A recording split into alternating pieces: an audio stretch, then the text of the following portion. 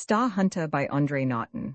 Inahuatl's larger moon pursued the smaller, greenish globe of its companion across a cloudless sky in which the stars made a speckled pattern like the scales of a huge serpent coiled around a black bowl. Hume paused at the border of scented spike flowers on the top terrace of the pleasure house to wonder why he thought of serpents. He understood. Mankind's age-old hatred, brought from his native planet to the distant stars, was evil symbolized by a coil in a twisted bellopath across the ground, and on Nahuatl, as well as a dozen other worlds, Was was the serpent. A night wind was rising, stirring the exotic half-dozen other worlds' foliage planted cunningly on the terrace to simulate the mystery of an off-world jungle. Hume? The inquiry seemed to come out of thin air over his head. Hume? He repeated his own name calmly. A shaft of light brilliant enough to dazzle the eyes struck through the massed vegetation, revealing a path. Hume lingered for a moment, offering a counterstroke of indifference in what he had always known would be a test of wits. Was was Veep of a shadowy empire, but that was apart from the world in which Hume moved. He strode deliberately down the corridor, illuminated between leaf and blossom walls. A grotesque lump of crystal leered at him from the heart of a Tharsala lily bed. The intricate carving of a devilish non-human set of features was a work of alien art. Tendrils of smoke curled from the thing's flat nostrils, and Hume sniffed the scent of a narcotic he recognized. He smiled. Such measures might soften up the usual sieve Was interviewed here, but a star pilot-turned-out hunter was immunized against such mind-clouding. There was a door, the lintel and posts of which had more carving, but this time Terran, Hume thought, old, very old. Perhaps Ruma was right. Milfoss Was might be truly native Terran, and not second, third, nor fourth-generation star stock as most of those who reached Nahuatl were. The room beyond that elaborately carved entrance was, in contrast, severe. Rust walls were bare of any pattern save an oval disk of cloudy golden shimmer behind the chair at the long table of solid ruby rock, from Nahuatl's poisonous sister planet of Zype. Without a pause he walked to the chair and seated himself without invitation to wait in the empty room. That clouded oval might be a comm device. Hume refused to look at it after his first glance. This interview was to be person to person. If Was did not appear within a reasonable length of time he would leave, and Hume hoped to any unseen watcher he presented the appearance of a man not impressed by stage settings. After all, he was now in the seller's space boots, and it was a seller's market. Hume rested his right hand on the table. Against the polished glow of the stone, the substance of it was flesh-tanned brown, a perfect match for his left. And the subtle difference between true flesh and false was no hindrance in the use of those fingers or their strength, save that it had pushed him out of command of a cargo liner and hurled him down from the pinnacle of a star pilot. There were bitter brackets about his mouth, set there by that hand as deeply as if carved with a knife. It had been 4 years, planet time, since he had lifted the Wriggle rover from the launch pad on Sargon II. He had suspected it might be a tricky voyage with young Taz Wazalitz, who was a third owner of the Koganbaz Wazalitz line, and a Gratz Chua. But one did not argue with the owners, except when the safety of the ship was concerned. The Wriggle rover had made a crash landing at Alexbut, and a badly injured pilot had brought her in by will, hope, and a faith he speedily lost. He received a plaster hand, the best the medical center could supply, and a pension for life, forced by the public acclaim for a man who had saved ships and lives. Then, the sack because a crazed Taz Wazalitz was dead. They dared not try to stick Hume with a murder charge. The voyage record tapes had been shot straight through to the Patrol Council, and the evidence on those could be neither faked nor tampered with. They could not give him a quick punishment, but they could try to arrange a slow death. The word had gone out that Hume was off pilot bods. They had tried to keep him out of space, and they might have done it, too, had he been the usual type of pilot, knowing only his trade. But some odd streak of restlessness had always led him to apply for the rim runs, the very first flights to newly opened worlds. Outside of the survey men, there were few qualified pilots of his seniority who possessed such a wide and varied knowledge of the galactic frontiers. So when he learned that the ship's bods were irrevocably closed to him, Hume had signed up with the Out Hunters Guild. There was a vast difference between lifting a liner from a launching pad and guiding civ hunters to worlds surveyed and staked out for their trips into the wild. Hume relished the exploration pot. He disliked the leading by the hand of 9/10 of the Guild's clients, but if he had not been in the Guild's service, he would never have made that find on Jamala. That lucky find. Hume's plastiflesh fingers curved, their nails drew across the red surface of the table. And where was Was?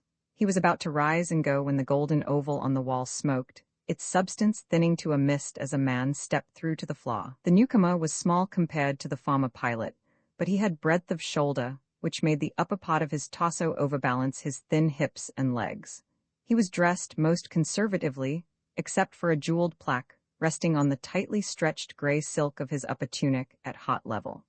Unlike Hume, he wore no visible arms belt, but the other did not doubt that there were a number of devices concealed in that room to counter the efforts of any assassin. The man from the mirror spoke with a flat, toneless voice. His black hair had been shaven well above his ears, the locks left on top of his skull trained into a kind of bird's crest. As Hume, his visible areas of flesh were deeply browned, but by nature rather than exposure to space, the pilot guessed. His features were harsh, with a prominent nose, a back-slanting forehead, eyes dark, long and large, with heavy lids. Now, he spread both his hands, palm down and flat on the table, a gesture Hume found himself for some unknown reason copying. You have a proposition? But the pilot was not to be hurried, any more than he was to be influenced by Was stage settings. I have an idea, he corrected. There are many ideas. Was leaned back in his chair, but he did not remove his hands from the table.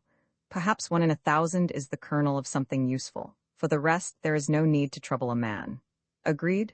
Hume returned evenly. But that one idea in 1,000 can also pay off in odds of 1,000,000 to 1, when and if a man has it. And you have such a one? I have such a one. It was Hume's role now to impress the other by his unshakable confidence. He had studied all the possibilities. Was was the right man, perhaps the only partner he could find, but Was must not know that. On Jumala? Was returned.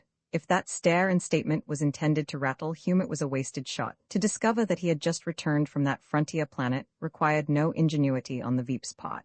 Perhaps. Come, out-hunter Hume. We are both busy men, this is no time to play tricks with words and hints. Either you have made a find worth the attention of my organization or you have not. Let me be the judge. This was it, the corner of no return. But Was had his own code. The Veep had established his tight control of his lawless organization by set rules, and one of them was, don't be greedy. Was was never greedy, which is why the patrol had never been able to pull him down, and those who dealt with him did not talk. If you had a good thing, and Was accepted temporary partnership, he kept his side of the bargain rigidly. You did the same, or regretted your stupidity. A claimant to the Kogan estate, that good enough for you? Was showed no surprise. And how would such a claimant be profitable to us? Hume appreciated that he had an in now. If you supply the claimant, surely you can claim a reward in more ways than one. True, but one does not produce a claimant out of a crushed dream. The investigation for any such claim now would be made by a Verity lab, and no imposture will pass those tests, while a real claimant would not need your help or mine. Depends upon the claimant. One you discovered on Jumala? No. Hume shook his head slowly. I found something else on Jumala, an LB from Lago Drift intact and in good shape. From the evidence now in existence, it could have landed there with survivors aboard. And the evidence of such survivors living on, that exists also. Hume shrugged, his plastiflesh fingers flexed slightly. It has been 6 planet years, there is a forest where the LB rests. No evidence at present. The Lago Drift, Was repeated slowly, carrying, among others, Gentlefemme Thali Kogan Brody. And her son Rinch Brody, who was at the time of the Lago Drift's disappearance, a boy of 14. You have indeed made a find. Was gave that simple statement enough emphasis to assure Hume he had won. His 1 in 1,000 idea had been absorbed, was now being examined, amplified, broken down into details he could never have hoped to manage for himself, by the most cunning criminal brain in at least 5 solar systems. Is there any hope of survivors? Was attacked the problem straight on. No evidence even of there being any passengers when the LB planeted. Those are automatic and released a certain number of seconds after an accident alarm. For what it's worth, the hatch of this one was open. It could have brought in survivors, but I was on Jumala for 3 months with a full guild crew, and we found no sign of any castaways. So you propose. On the basis of my report, Jumala has been put up for a safari choice. The LB could well be innocently discovered by a client. Everyone knows the story with the case dragging through the 10 sectarian courts now. Gentlefemme Brody and her son might not have been news 10 years ago. Now, with 1/3 of the Kogan Boswazilit's control going to them, Any find linked with the Lago drift would gain full galactic coverage. You have a choice of survivor? The gentlefum. Hume shook his head. The boy. He was bright, according to the stories since, and he would have the survival manual from the ship to study. He could have grown up in the wilds of an unopened planet. To use a woman is too tricky. You are entirely right, but we shall require an extremely clever impostor. I think not. Hume's cool glance met Was. We only need a youth of the proper general physical description and the use of a conditioner. Was' expression did not change. There was no sign that Hume's hint had struck home, but when he replied there was a slight change in the monotone of his voice. You seem to know a great deal. I am a man who listens, Hume replied, and I do not always discount rumor as mere fantasy. That is true. As one of the guild you would be interested in the root of fact beneath the plant of fiction, Was acknowledged. You appear to have done some planning on your own. I have waited and watched for just such an opportunity as this, Hume answered. Ah, yes, the Kogan-Boswazalits combine incurred your displeasure. I see you are also a man who does not forget easily, and that, too, I understand. It is a foible of my own, Outhunter. I neither forget nor forgive my enemies, though I may seem to do so in time, separates them from their past deeds for a space. Hume accepted that warning. Both must keep any bargain. Was silent for a moment, as if to leave time for the thought to root itself, then he spoke again. A youth with the proper physical qualifications. Have you any such in mind? I think so. Hume was shot. He will need certain memories. Those take time to tape.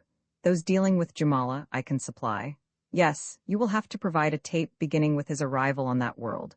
For such family material as is necessary I shall have ready. An interesting project, even apart from its value to us. This is one to intrigue experts. Expert psychotechs, Was had them. Men who had slipped over the border of the law, had entered Was organization and prospered there. There were some techs crooked enough to enjoy such a project for its own sake, indulging in forbidden experimentation. For a moment, but only for a moment, something in Hume jibbed at the intent of carrying through his plan. Then he shrugged that tinge aside. How soon do you wish to move? How long will preparation take? Hume asked in return, for the second time battling a taste of concern. 3 months, maybe 4. There's research to be done and tapes to be made. It will be 6 months probably before the guild sets up a safari for Jamala. Was smiled. That need not worry us. When the time comes for a safari, there shall also be clients, impeccable clients, asking for it to be planned. There would be, too, Hume knew. Was' influence reached into places where the Veep himself was totally unknown. Yes, he could count on an excellent, well above suspicion, set of clients to discover Wrinch Brody when the time came. I can deliver the boy tonight or early tomorrow morning. Where? You are sure of your selection? He fulfills the requirements, the right age, general appearance. A boy who will not be missed, who has no kin, no ties, and who will drop out of sight without any questions to be asked. Very well, get him at once, deliver him here. Was swept one hand across the table's surface. On the red of the stone there glowed for seconds an address. Hume noted it, nodded. It was one in the center of the pot town, one which could be visited at an odd hour without exciting any curiosity. He rose. He will be there. Tomorrow, at your convenience, Was added, you will come to this place. Again the palm moved and a second address showed on the table. There you will begin your tape for our use. It may take several sessions.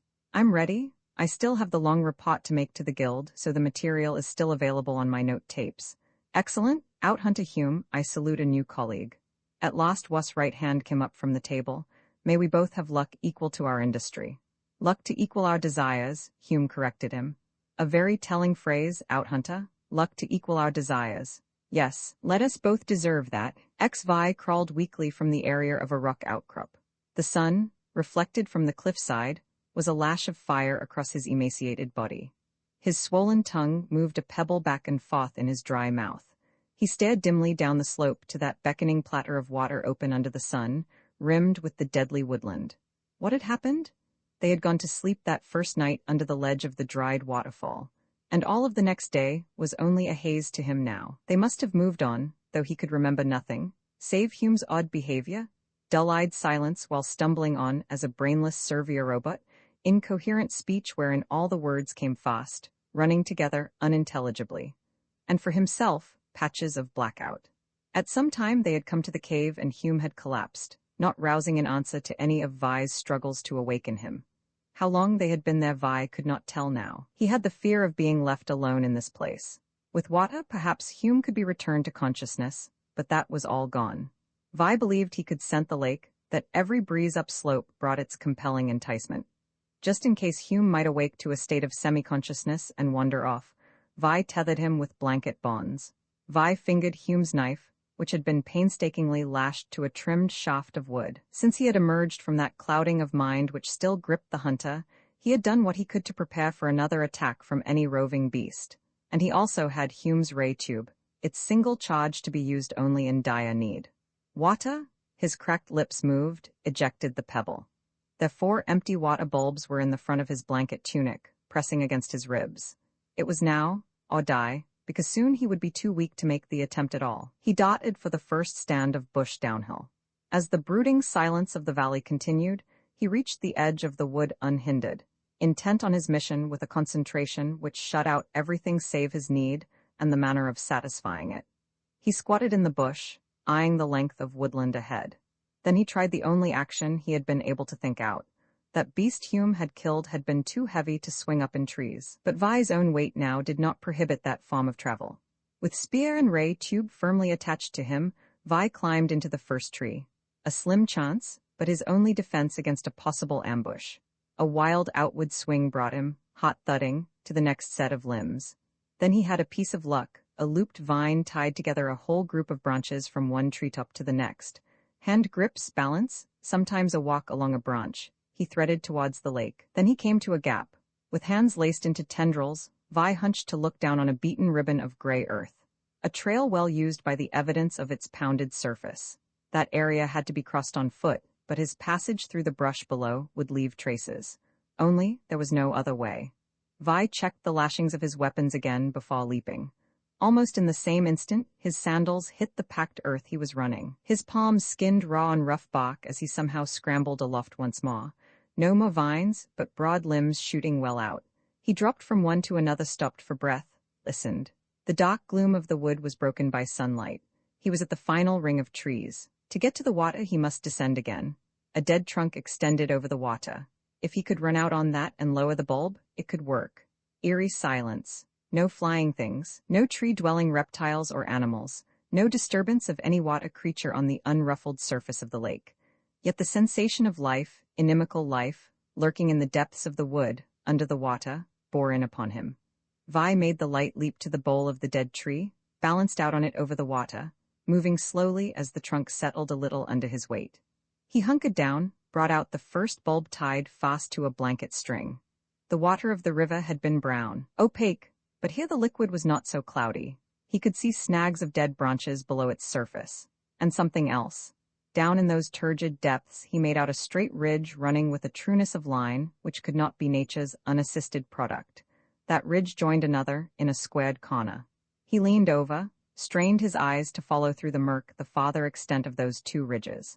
Looked along both pointed protuberances aimed at the surfaces of the lake, like fangs in an open jaw.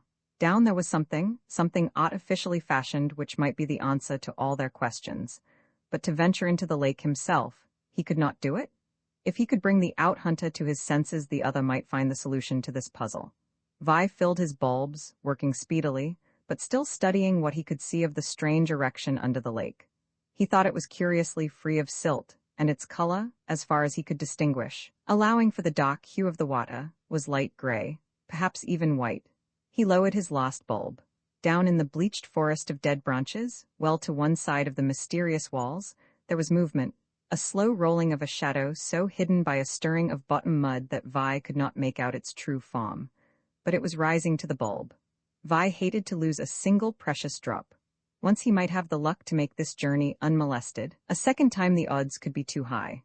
A flash. The slowly rising shadow was transformed into a whizzing spear of attack. Vi snapped the bulb out of the water just as a nightmarish, armored head arose on a whiplash of coiled, scaled neck, and a blunt nose thudded against the tree trunk with a hollow boom. Vi clung to his perch as the thing flopped back into deeper water from a froth of beaten foam, leaving a patch of odorous scum and slime to bracelet the waterlogged wood. He ran for the shelter of the trees to get away.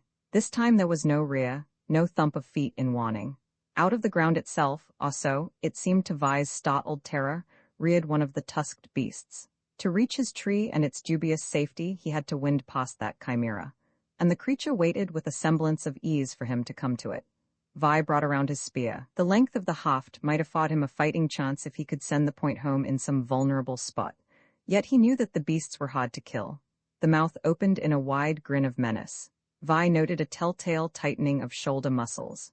It was going to rush for him now, with those clawed forepaws out to rip. To wait was to court disaster. Vi shouted, his battle cry piercing the silence of the lake and wood. He sprang, aiming the spear point at the beast's protuberant belly, and then swerved to the side as the knife bit home, raking his weapon to open a gaping wound. The spear was jerked from Vi's hold as both those taloned paws closed on it. Then the creature pulled it free, snapped the haft in two. Vi fired a shot blast from the ray tube before it could turn on him, saw fur fuzz of fire as he ran for the tree. Beneath its branches he looked back. The beast was pawing at the burning fur on its head, and he had perhaps a second or two. He jumped, and his fingers caught on the low-hanging branch. Then he made a superhuman effort, was up out of the path of the thing which rushed blindly for the tree, shrieking in frenzied complaint. The huge body crashed against the trunk with force which nearly shook Vi from his hold. As the giant forepaws belabored the wood, strove to lift the body from the ground, Vi worked his way out on another branch. In the end, it was the shaking of that limb under him which aided his swing to the next tree. And from there, he traveled recklessly, intent only on getting out of the woods as fast as he could. By the noise, the beast was still assaulting the tree, and Vi marveled at its vitality, for the belly wound would long ago have killed any creature he knew. Whether it could trace his flight aloft, or whether its howls would bring more of its kind, he could not guess, but every second he could gain was all important now. At the gap over the trail he hesitated. That path ran in the direction of the open, and to go on foot meant the possibility of greater speed. Vi slipped from the bough, hit the ground, and ran. His ragged lungs full of air came in great gasps, and he doubted if he could take the exertion of more tree travel now. He raced down the path. Those mewling cries were louder, he was sure of it. Now he heard the thump of the beast's blundering pursuit behind him, but its bulk and hurts slowed it. In the open he could find cover behind a rock, use the ray again. The trees began to thin. Vi summoned power for a last burst of speed, came out of the shadow of the wood as might a dot expelled from a needler. Before him, upslope, was the closed door of the valley, and moving in from the left was another of the blue beasts. He could not retreat to the trees, but the newcomer was moving with the same ponderous self-confidence its fellow had shown earlier. Vi dodged right, headed for the rocks by the gap. As he pulled himself into that temporary fortification, the wounded beast dragged out of the woods below. He thought it was blind, yet some instinct drove it after him. Shaking from fatigue, Vi steadied his forearm on the top of the rock, brought up the ray tube. Less than 2 yards away now was the deceptively open mouth of the gap. If he threw himself at that, would the elasticity of the unseen curtain hurl him back into the claws of the enemy? He fired his blast at the head of the unwounded beast. It screeched, threw out its arms, and one of those paws struck against its wounded fellow. With a cry, that one flung itself at its companion in the hunt, and they tangled in a body-to-body battle terrible in its utter ferocity. Vi edged along the cliff determined to reach the cave and Hume, and the two blue things seemed intent on finishing each other off. The one from the wood was done, the fangs of the other ripping out its throat. Tearing viciously, the victor made sure of its kill, then its seared head came up, swung about to face Vi. He guessed it was aware of his movements whether it could see or not, but he was not prepared for the speed of its attacking lunge. Heretofore the creatures had given the impression of brute strength rather than agility, and he had been almost fatally deceived. He jumped backwards, knowing he must elude that attack, for he could not survive hand-to-hand combat with the alien thing. There was a moment of dazed disorientation, a weird sensation of falling through unstable space in which there had never been and never would be firm footing again. He was rolling across rock, outside the curtain of the gap. He sat up, the feeling of being adrift in unmeasurable nothingness making him sick, to watch mistily as the blue beast came to a halt. Whimpering it turned, but before it reached the level of the woods, it sagged to its knees, fell face forward and was still, a destructive machine no longer controlled by life. Vi tried to understand what had happened. He had somehow broken through that barrier which made the valley a prison. For a moment, all that mattered was his freedom. Then he looked apprehensively behind him along the road to the open, more than half expecting to see a gathering of the globes or of the less impressive lowland beasts that acted as herders, but there was nothing. Freedom? He dragged himself to his feet. Free to go? He slipped Hume's ray tube back into his belt. Hume was still in the valley. Vi rubbed his shaking hands across his face. Through the barrier and free, but Hume was back there, without a weapon, defenseless against any questing beast able to nose him out. Sickly, without water and protection, he was a dead man even while he still breathed. Keeping one hand against the wall of the gap in support, Vi started to walk, not out of the gap towards the distant lowlands, but back into the valley, forcing himself to that by his will alone and screaming inside against such suicidal folly. He put out his hand tentatively when he reached the 2 points of rock where that curtain had hung. There was no obstruction. The barrier was down. He must get back to Hume. Still keeping his wall hold, Vi lurched through the gate, was once more in the valley. He stood swaying, listening. But once again there was silence. Not even the wind moved through trees or bushes. Placing one foot carefully before the other, he went on towards Hume's cave. The haze which had clouded his thinking processes since that first morning's awakening in this bowl was gone now. Except for the physical weakness that weighted his body, he felt once more entirely alive and alert. Wriggling in the cave's entrance was the hunter. He had freed the bonds Vi had put on his legs, but his hands were still tied. His face, grimy, sweat-covered, was turned up to the sunlight, and his eyes were again bright with reason. Vi found the strength to run the last few feet between them. He was fumbling with those ties about Hume's wrists as he blurted out the news. The barrier was out, they could go. Then he was bringing one of those precious bulbs, raising it to Hume's eager mouth, squeezing a portion of its contents between the man's cracked and bleeding lips. Somehow they made that trip back to the valley gate. When they saw their goal, Hume broke from Vi's hold, tottered forward with a cry not far removed from a sob. He rebounded to slip full length to the ground and lie there, sobbing dryly, his gaunt face, eyes closed, turned up to the sky. The trap had snapped shut once again. Why? Vi found he was repeating the same words over and over, his gaze blank, unfocused, yet turned to the woods of the lake. Tell me what happened again. Vi's head came around. Hume had pulled himself up so that his shoulders rested against the rock wall. His plaster hand was outflung, slipping up and down what seemed empty air, but which was the barrier against freedom. And now his eyes seemed entirely sane. Slowly, hesitating between words, Vi went over the full account of his visit to the lake, his retreat before the beasts, his fortunate stumble through the gap. But you came back. Vi flushed. He was not going to try to explain that. Instead he said, if it went away once, it can again. Hume did not press the subject of his return. Rather, he fastened upon the end of that action with the wounded beast, made Vi go through it verbally a third time. There is just this, he said when the other was done. When you fell, you were not thinking of the barrier at all, and your wits were working again. You had come out of the daze we both had. Vi tried to remember, decided that the hunter was correct. He had been trying to elude the charge of the beast. Only fear and that desperate desire had occupied his mind at that moment. But what did that signify? To test just what he did not know, he crawled now to Hume's side, put up his own hand to the space where the plaster-flesh palm slid back and forth on nothingness. But he almost fell on his face, forward into the gap. Where he had been expecting the resistance of the unseen curtain, there had been nothing at all. He turned to Hume with the expression of a man who had been stunned by an unexpected blow. Roman 11, it is open for you? Hume broke the quiet first. His eyes were very bleak in his bony face. Vi stood up, took one step, and was on the other side of the curtain where Hume's hand still found substance. He came back with the same lack of hindrance. Yes, to him, there was no longer a barrier. But why? Why him when Hume was still a prisoner? The hunter raised his head so his eyes could meet Vi's with the authority of an order. Go, get away while you can. Instead, Vi dropped down beside the other. Why? He asked baldly. And then the most obvious of all answers came. He glanced at Hume. The hunter's head lolled back against the rock which supported him, his eyes were closed now, and he had the look of a man who had been driven to the edge of endurance and was now willing to relinquish his grip and let go. Deliberately, Vi brought up his right hand, balled his fingers into a fist. And just as deliberately, he struck home, square on the point of that defenseless chin. Hume sagged, would have slipped down the surface of the rock had Vi's hands not caught in his armpits. Since he had not the strength left to get to his feet with such a burden, Vi crawled, dragging the inert body of the hunter with him. And this time, as he had hoped, there was no resistance at the gap. Unconscious, Hume was able to cross the barrier. Vi stretched him as comfortably flat as he could, used a portion of their water on his face until he moaned, muttered, and raised his hand feebly to his head. Then those gray eyes opened, focused on Vi. What? We're both through now, both of us.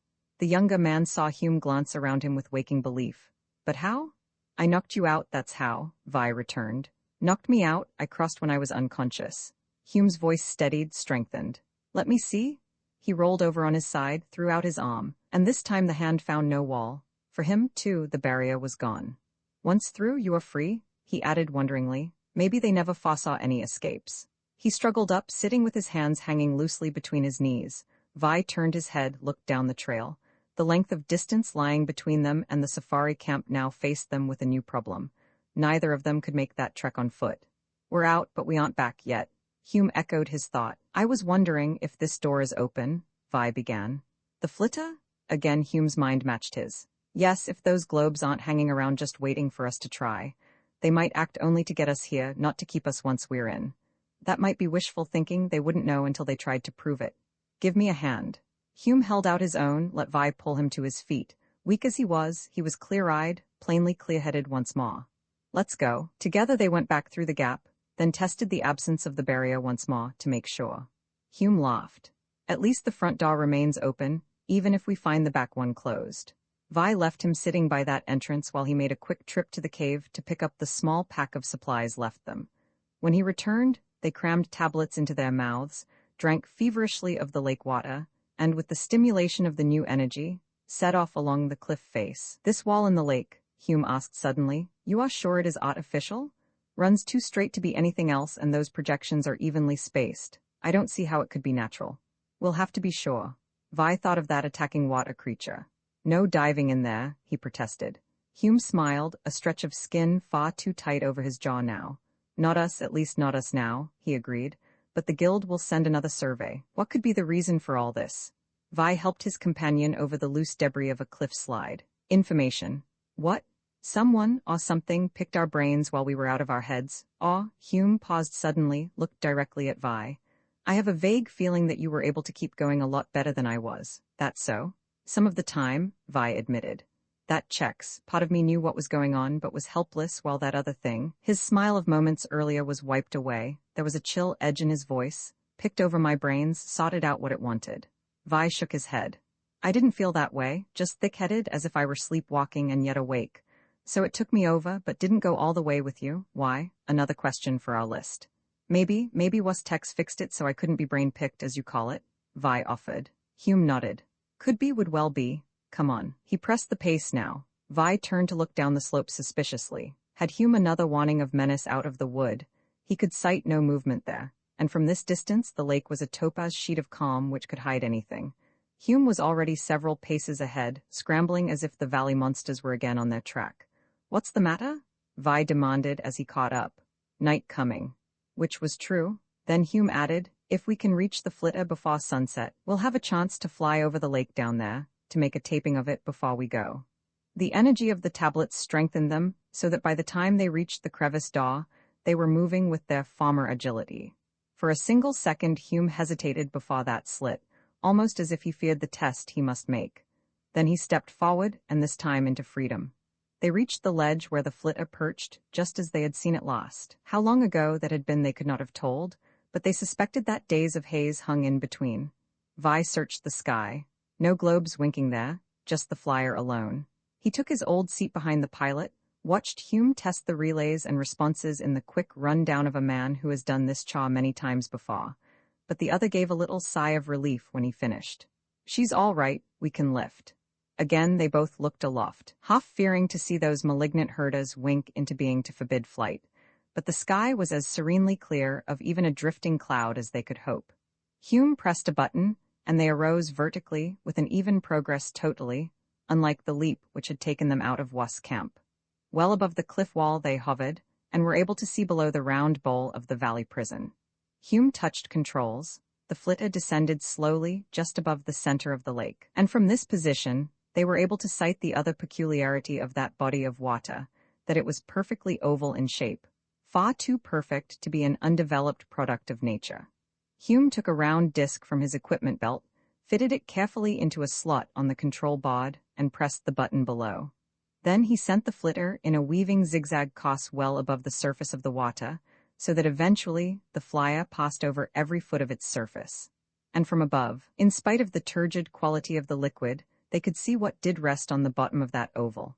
The wall with its sharp corner, which Vi had noted from Shaw level, was only part of a water-covered erection.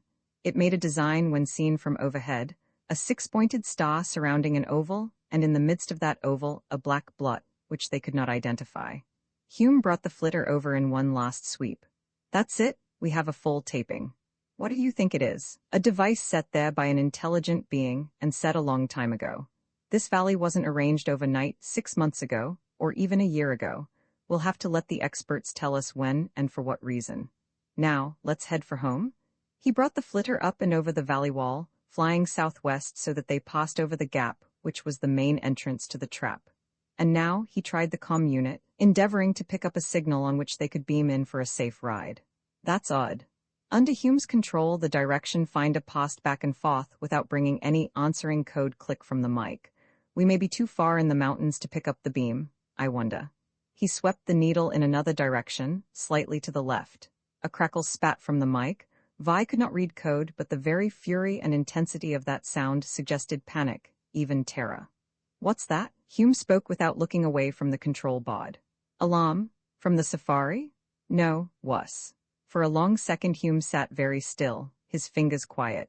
The flitter was on the automatic course taking them out of the mountains, and Vi thought that their airspeed was such they were already well removed from that sinister valley.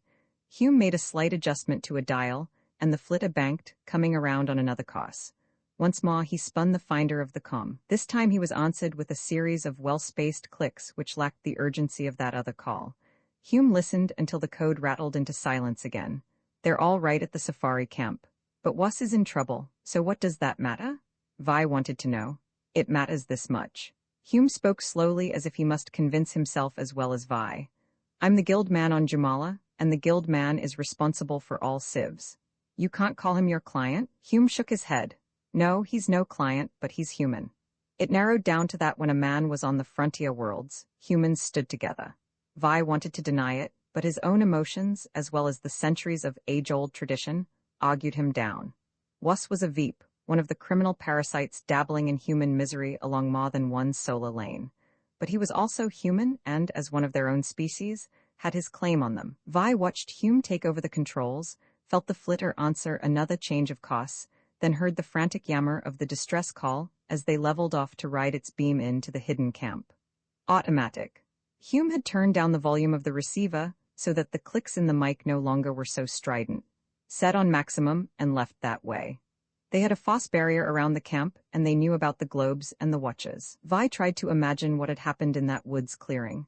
The barrier might have shotted, and without the flitter they would have been pinned. Could have taken off in the spacer. Wuss doesn't have the reputation of letting any project get out of his hands. Vi remembered. Oh, your billion credit deal. To his surprise, Hume laughed. Seems all very far and out of orbit now, doesn't it, Lancer? Yes, our billion credit deal. But that was thought out before we knew there were more players around the table than we counted, I wonder. But what he wondered he did not put into words, and a moment later he added over his shoulder. Better try to get some rest, boy. We've some time to a set down. Vi did sleep, deeply, dreamlessly. And he roused after a gentle shaking to see a beam of light in the sky ahead, though around them was the solid darkness of night. That's a warning, Hume explained. And I can't raise any reply from the camp except a repeat of the distress call. If there is anyone there now, he can't or won't answer. Against that column of light, they could make out the sky-pointed taper of the spacer, and the autopilot landed them beside that ship in the middle of an area well lighted by the steady shaft of light from the tripod standing where the atom lamp had been on the night they had made their escape from camp. Climbing stiffly from the small flyer, they advanced with caution. A very few minutes later, Hume slid his ray tube back into its belt loop. Unless they've holed up in the spacer, and I can't see why they'd do that. This camp's deserted, and they haven't taken any equipment with them except maybe a few items they could backpack. The ship proved as empty of life as the campsite. A wall seat pulled out too hastily so that it was jammed awry. The comm cabin suggested that the leave-taking, when and for what reason, had been a matter of some emergency. Hume did not touch the tape set to keep on broadcasting the call for assistance. What now? Vi wanted to know as they completed the search. The safari camp first, and a call for the patrol. Look here. Vi set down the ration container he had found, was emptying it with vast satisfaction of one who had been too long on tablets. "If you beam the patrol, you'll have to talk, won't you?" Hume went on fitting new charges into his ray tube. "The patrol has to have a full report. There's no way of bypassing that. Yes, we'll have to give all the story. You needn't worry." He snapped closed the load chamber. "I can clear you all the way. You're the victim, remember?" "I wasn't thinking about that. Boy." Hume tossed the tube up in the air, caught it in his plaster hand. "I went into this deal with my eyes wide open. Why doesn't matter very much now. In fact," he stared beyond Vi out into the empty, lighted camp. "I've begun to wonder about a lot of things. Maybe too late. No, we'll call the patrol, and we'll do it not because it is Wass and his men out there, but because we are human and they're human, and there's a nasty setup here which has already sucked in other humans for its own purposes." The skeleton in the valley, and how very close they had been themselves to joining that unknown in his permanent residence. "So now we make time, back to the safari camp. Get our message off to the patrol, and then we'll try to trace Wass and see what we can do. Jumala is off a regular route. The patrol won't be here tomorrow at sunrise, no matter how much we wish a scouter would plan it then." Vi was quiet as he stowed in the flitter again. As Hume had said, events moved fast. A little while ago he had wanted to settle with this out-hunter, wring out of him not only an explanation for his being here, but claim satisfaction for the humiliation of being moved about to suit some other's purposes. Now he was willing to defeat Wass, bring in the patrol, go up against whatever hid in that lake up there, providing Hume was not the loser. He tried to think why that was so and could not. He only knew it was the truth. They were both silent as they took off from Wass' deserted camp, sped away over the black blot of the woodland towards the safari headquarters on the plains. There were stars above again, but no globes. Just as they had won their freedom from the valley, so they moved without escort on the plains. But the lights were there, not impinging on the flitter, or patrolling along its line of flight. No, they hung in a glowing cluster ahead when in the dawn, the flitter shot away from the woods, headed for the landmark of the safari camp. A crown of lights circled over the campsite, as if those below were in a state of siege. Hume aimed straight for them, and this time the bobbing circle split wide open, broke to left and right. Vi looked below. Though the grayness of the morning was still hardly more than dusk, he could not miss those humps spaced at intervals on the land, just beyond the unseen line of the foss barrier. The lights above, the beasts below, the safari camp was under guard. Roman 12 There is only one way they could be moving, toward the mountains.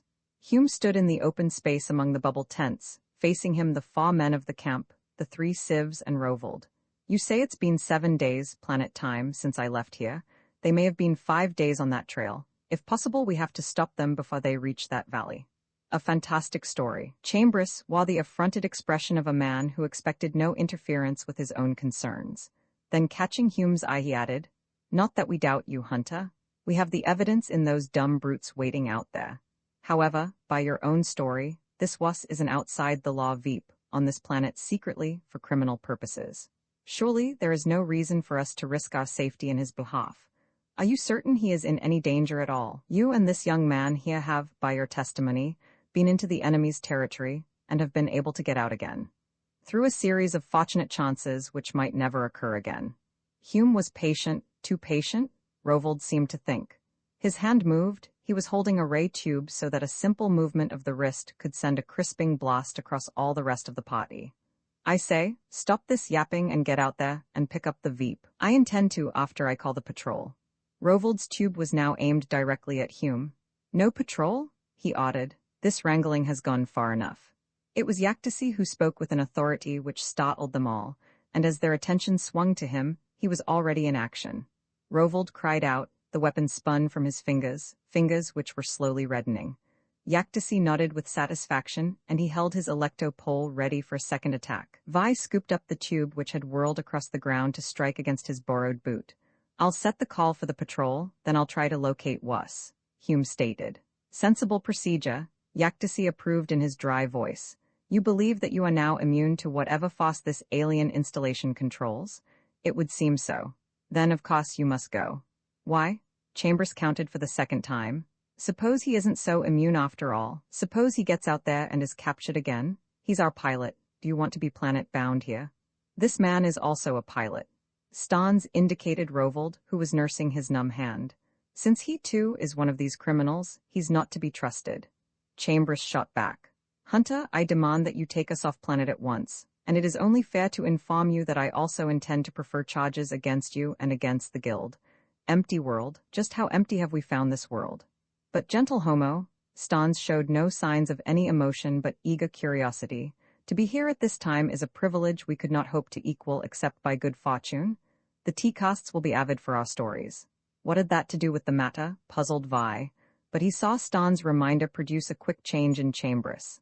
The tea-casts, he repeated, his expression of anger smoothing away. Yes, of course this is, in a manner of speaking, a truly historic occasion. We are in a unique position. Had Yaktasi smiled.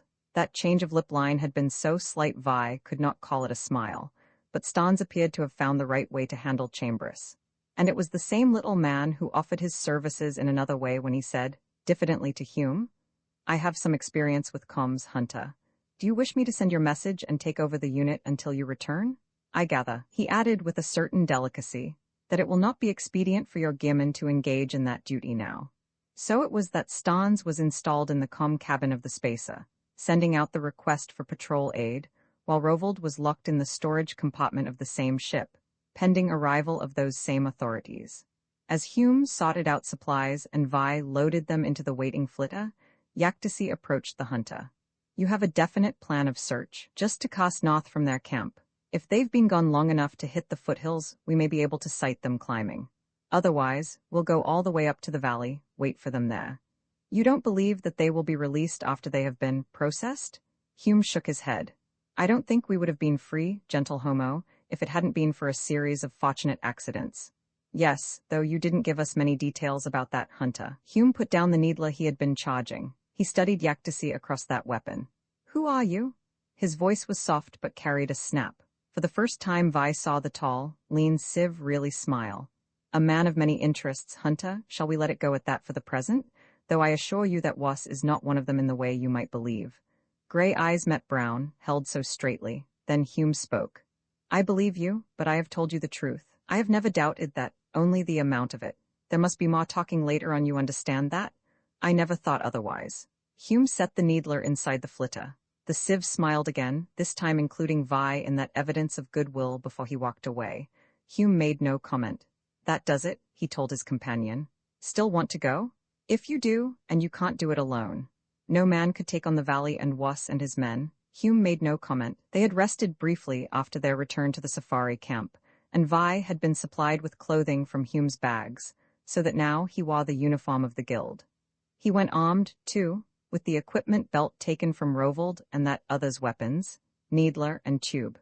At least they started on their dubious rescue mission with every aid the safari camp could muster. It was mid-afternoon when the flitter took to the air once again, scattering the hovering globes. There was no alteration in the ranks of the Blue Watchers waiting for the barrier to go down, or someone in the camp to step beyond that protection. They're stupid, Vi said. Not stupid, just geared to one set of actions. Hume returned, which could mean that what sends them here can't change its orders. Good guess.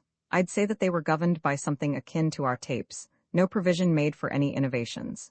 So the guiding intelligence could be long gone. I think it has been. Hume then changed the subject sharply. How did you get into service at the Starfall? It was hard now to think back to Nahuatl, as if the Vi Lancer who had been swamper in that den of the pot town was a different person altogether. In that patch of memories into which Wrinch Brody still intruded, he hunted for the proper answer. I couldn't hold the state jobs, and once you get the habit of eating, you don't starve willingly. Why not the state jobs? Without premium, they're all low-rung tendas places. I tried hard enough. But to sit pressing buttons when a light flashed, hour after hour. Vi shook his head.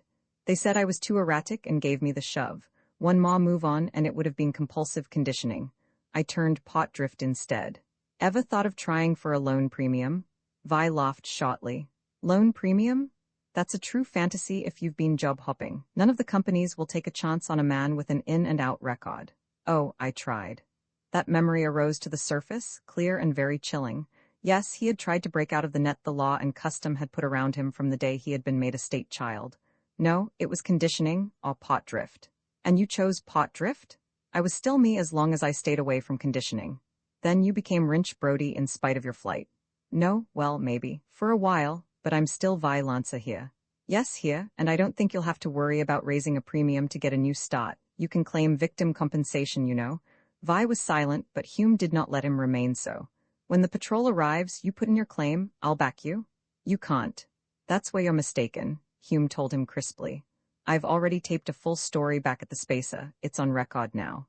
Vi frowned. The hunter seemed determined to ask for the worst the patrol, or the planet police back on Nahuatl, could deal out. A case of illegal conditioning was about as serious as you could get.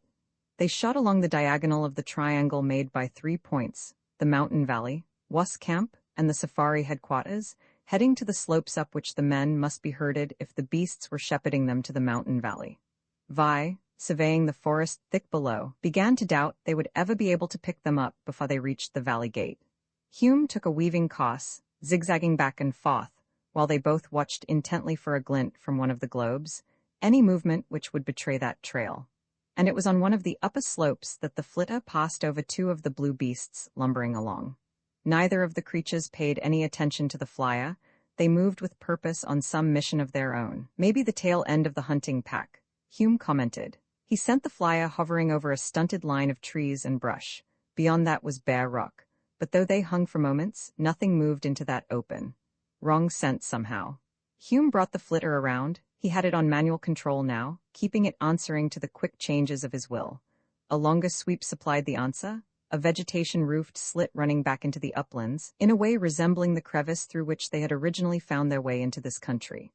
Hume brought the flyer along that, but if the men they sought were pushing their way through below, they could not be sighted from the air. At last, with evening drawing in, Hume was forced to admit failure. Wait by the gap? Vi asked. Have to now. Hume glanced about. I'd say maybe tomorrow, mid-morning before they make it that far if they are here. We'll have plenty of time. Time for what? To make ready for a pitched battle with Was, or with the beasts herding him? To try in the space of hours to solve the mystery of the lake. Do you think we could blast that thing in the lake? Vi asked. We might be able to, just might, but that must be the last resort. We want that in working order for the XD men to study. No, we'd better plan to hold Was at the gate, wait for the patrol to come in. Less than an hour later, after a soaring approach, Hume brought the flitter down with neat skill on the top of one of the cliffs, which helped to form the portal of the gap. There was no difference in the scene below, save that where the 2 bodies of the blue beasts had lain there were now only clean and shining bones. Darkness spread out from the lake woods like a growing stain of evil promise as the sun fell behind the peaks. Night came earlier here than in the plains. Watch. Vi had been gazing down the gap. He was the first to note that movement in the cloaking bush. Out of the cover trotted a 4-footed, antlered animal he had not seen before. Sycan deer, Hume identified. But why in the mountains? It's a long way from its home range. The deer did not pause, but headed directly for the gap, and as it neared, Vi saw that its brown coat was ruffed with patches of white froth, while maw dripped from the pale pink tongue protruding from its open jaws, and its shrunken sides heaved. Driven, Hume picked up a stone, hurled it to strike the ground ahead of the deer. The creature did not start, nor show any sign of seeing the rock fall. It trotted on at the same wearied pace, past the pottle rocks into the valley. Then it stood still, wedge-shaped head up, black horns displayed, while the nose flaps expanded, testing the air, until it bounded toward the lake, disappearing in the woods. Though they shared watches during the night, there were no other signs of life, nor did the deer reappear from the woods. With the mid-morning, there was a sudden sound to warn them, a wild cry which must have come from a human throat. Hume tossed one of the needlers to Vi, took the other, and they scrambled down to the floor of the gap passage. Was did not lead his men. He came behind the reeling trio as if he had joined the blasts as driver. And while his men wavered, staggered, gave the appearance of nearly complete exhaustion, he still walked with a steady tread, in command of his wits, his fears, and the company. As the first of the men blundered on, a fresh trickle of red running down his bruised face, Hume called, "Was." The Veep stopped short. He made no move to unseling the needler he carried, its barrel pointing skyward over his shoulder, but his round head with its upstanding comb of hair swung slightly from side to side. "Stop, Was, this is a trap." His 3 men kept on. Vi moved, for Peak leading that wavering group, stumbled, would have fallen had not the younger man advanced from the shadows to steady him. "Vi?" Hume made his name a warning. He had only time to glance around. Was, his broad face impassive except for the eyes, those burning madman's eyes, was aiming a ray tube. Broken free of his hold, Peak fell to the right, came up against Hume. As Vi went down, he saw Was dot forward at a speed he wouldn't have believed a driven man could summon. The Veep lunged. Escaping the shot, the hunter had no time to aim, rolled, and came up with the needler Vi had dropped. Then Hume, hampered by Peake's feeble clawing, met head on the swinging barrel of that weapon. He gave a startled grunt and smashed back against the cliff, a wave of scarlet blood streaming down the side of his head. The momentum of Was' charge carried him on. He collided with his men, and the last thing Vi saw was the huddle of all four of them, flailing arms and legs, spinning on through the gate into the valley with Was Hoss wordless shouting, bringing echoes from the cliffs. Roman 13 he lay against a rock, and it was quiet again, except for a small whimpering sound which hurt, joined with the eating pain in his side. Vi turned his head, smelled burned cloth and flesh. Cautiously he tried to move, bring his hand across his body to the belt at his waist. One small part of his mind was very clear. If he could get his fingers to the packet there, and the contents of that packet to his mouth, the pain would go away, and maybe he could slip back into the darkness again. Somehow he did it, pulled the packet out of its container pouch, worked the fingers of his one usable hand until he shredded open the end of the covering. The tablets inside spilled out, but he had 3 or 4 of them in his grasp. Laboriously he brought his hand up, mouthed them all together, chewing their bitterness, swallowing them as best he could without water. Water? The lake? For a moment he was back in time, feeling for the water bulbs he should be carrying. Then the incautious movement of his questing fingers brought a sudden stab of raw, red agony, and he moaned. The tablets worked. But he did not slide back into unconsciousness again, as the throbbing torture became something remote and untroubling. With his good arm, he braced himself against the cliff, managed to sit up. Sun flashed on the metal barrel of a needler, which lay in the trampled dust between him and another figure, still very still, with a pool of blood about the head. Vi waited for a steadying breath or two, then started the infinitely long journey of several feet which separated him from Hume. He was panting heavily when he crawled close enough to touch the hunter. Hume's face, cheek down in the now sodden dust, was dabbled with congealing blood. As Vi turned the hunter's head, it rolled limply. The other side was a mass of blood and dust, too thick to afford Vi any idea of how serious a hurt Hume had taken, but he was still alive. With his good hand Vi thrust his numb and useless left one into the front of his belt. Then, awkwardly he tried to tend Hume. After a close inspection, he thought that the mass of blood had come from a ragged tear in the scalp above the temple, and the bone beneath had escaped damage. From Hume's own first aid pack, he crushed tablets into the other's slack mouth, hoping they would dissolve if the hunter could not swallow. Then he relaxed against the cliff to wait for what he could not have said. Was' party had gone on into the valley. When Vi turned his head to look down the slope, he could see nothing of them. They must have tried to push on to the lake. The flitter was at the top of the cliff, as far out of his reach now as if it were in planetary orbit. There was only the hope that a rescue party from the safari camp might come. Hume had set the directional beam on the flyer, when he had brought her down, to serve as a beacon for the patrol, if and when Stans was lucky enough to contact a cruiser. Hume's mouth moved, cracked the drying bloody mask on his lips and chin, his eyes blinked open and he lay staring up at the sky. Hume? Vi was startled at the sound of his own voice, so thready and weak, and by the fact that he found it difficult to speak at all. The other's head turned, now the eyes were on him and there was a spark of awareness in them.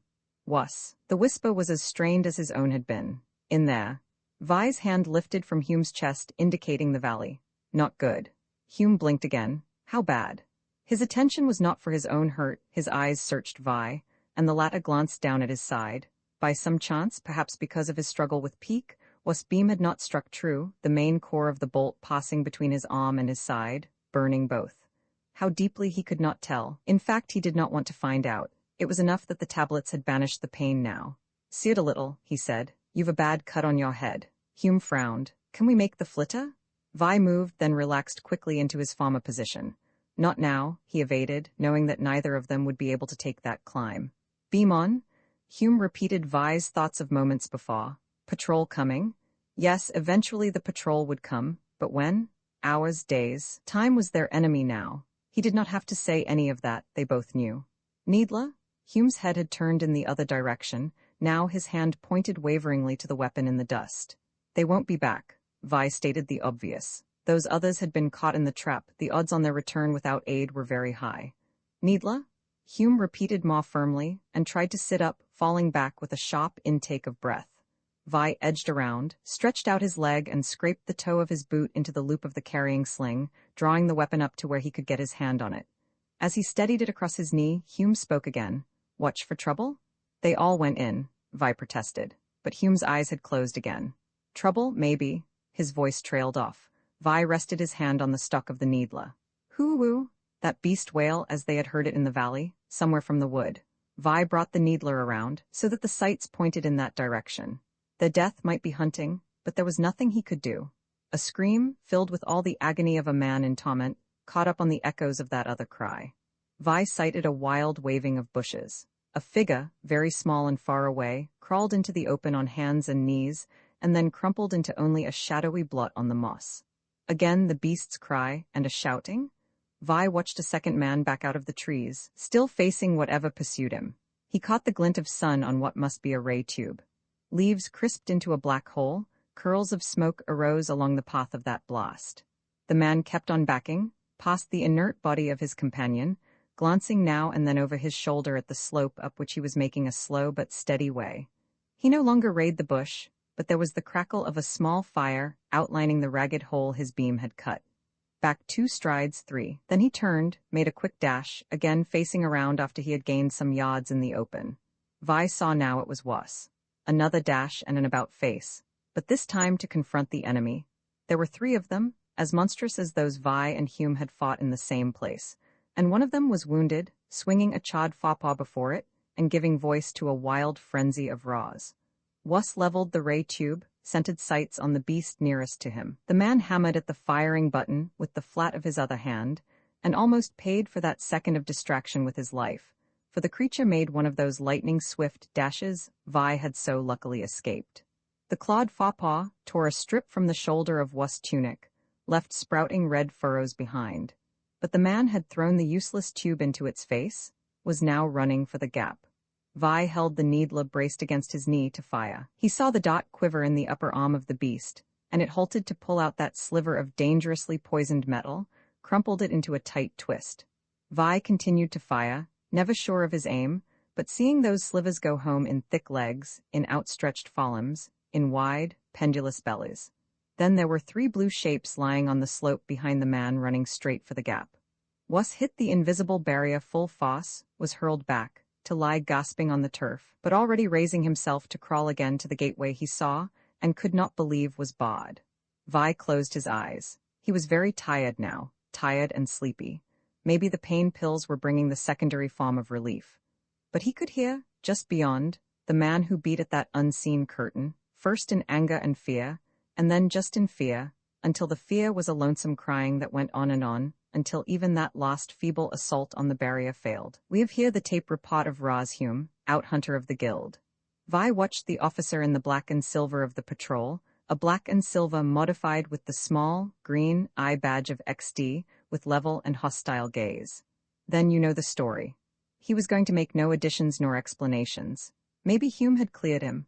All right, that was all he would ask, to be free to go his way and forget about Jamala and Roz Hume. He had not seen the hunter since they had both been loaded into the patrol flitter in the gap. Was had come out of the valley a witless, dazed creature, still under the mental influence of whoever, or whatever, had set that trap. As far as Vi knew, the Veep had not yet recovered his full senses, he might never do so. And if Hume had not dictated that confession to damn himself before the patrol, he might have escaped. They could suspect, but they would have had no proof. You continue to refuse to tape? The officer favored him with one of the closed-jaw looks Vi had often seen on the face of authority. I have my rights. You have the right to claim victim compensation, a good compensation, Lanza. Vi shrugged and then winced at a warning from the tender skin over ribs. I make no claim and no tape, he repeated, and he intended to go on saying that as long as they asked him. This was the second visit in 2 days, and he was getting a little tired of it all. Perhaps he should do as prudence dictated and demand to be returned to Nahuatl. Only his odd, unexplainable desire to at least see Hume kept him from making the request they would have to honor. You had better reconsider. Authority resumed. Rights of person? Vi almost grinned as he recited that. For the first time in his pushed-around life, he could use that particular phrase and make it stick. He thought there was a sour twist to the officer's mouth, but the other still retained his impersonal tone as he spoke into the intership comm. He refused to make a tape. Vi waited for the other's next move. This should mark the end of their interview. But instead, the officer appeared to relax the restraint of his official manner. He brought a Vivroot case from an inner pocket, offered a choice of contents to Vi, who gave an instant and suspicious refusal by shake of head. The officer selected one of the small tubes, snapped off the protecto nib, and set it between his lips for a satisfying and lengthy pull. Then the panel of the cabin door pushed open, and Vi sat up with a jerk as Roz Hume, his head banded with a skin-caw covering, entered. The officer waved his hand at Vi with the air of one turning over a problem. "You were entirely right, and he's all yours, Hume." Vi looked from one to the other. With Hume's tape in official hands, why wasn't the hunter under restraint? Unless, because they were aboard the patrol cruiser, the officers didn't think a closer confinement was necessary. Yet the hunter wasn't acting the role of prisoner very well. In fact, he perched on a wall-flip seat with the ease of one completely at home, accepted the Vivroot Vi had refused. "So you won't make a tape?" he asked cheerfully. "You act as if you want me to." Vi was so completely baffled by this odd turn of action that his voice came out almost plaintively. "Seeing as how a great deal of time and effort went into placing you in the position where you could give us that tape, I must admit some disappointment." "Give us?" Vi echoed. The officer removed the Vivroot from between his lips. "Tell him the whole sad story, Hume." But Vi began to guess. Life in the starfall, or as pot drift, either sharpened the wits or deadened them. Vi's had suffered the burnishing process. "A setup?" "A setup," Hume agreed. Then he glanced at the patrol officer a little defensively. "I might as well tell the whole truth. This didn't quite begin on the right side of the law. I had my reasons for wanting to make trouble for the Kogan estate, only not because of the credits involved." He moved his plaster-flesh hand. "When I found that LB from the Lago Drift and saw the possibilities, did a little daydreaming, I worked out this scheme. But I'm a guild man, and as it happens, I want to stay one. So I reported to one of the masters and told him the whole story, why I hadn't taped on the records my discovery on Jumala. When he passed along the news of the LB to the patrol, he also suggested that there might be room for fraud along the way I had thought it out. That started a chain reaction. It happened that the patrol wanted Was, but he was too big and slick to be caught in a case which couldn't be broken and caught. They thought that here was just the bait he might snap at, and I was the one to offer it to him. He could check on me, learn that I had excellent reason to do what I said I was doing. So I went to him with my story, and he liked it. We made the plan work just as I had outlined it, and he planted Rovold on me as a check, but I didn't know Yaktasi was a plant, also." The patrol officer smiled. "Insurance?" He waved the Vivroot. "Just insurance. What we didn't foresee was this complicating alien trouble. You were to be collected as the castaway, brought back to the center, and then, once Was was firmly enmeshed, the patrol would blow the thing wide open. Now we do have Was. With your tape we'll have him for good, subject to complete reconditioning. But we also have an XD puzzle which will keep the services busy for some time, and we would like your tape." Vi watched Hume narrowly. "Then you're an agent?" Hume shook his head. "No, just what I said I am, an out-hunter who happened to come into some knowledge that will assist in straightening out a few crooked quirks in several systems. I have no love for the Kogan clan, but to help bring down a veep of Was measure does aid in reinstating one's self-esteem.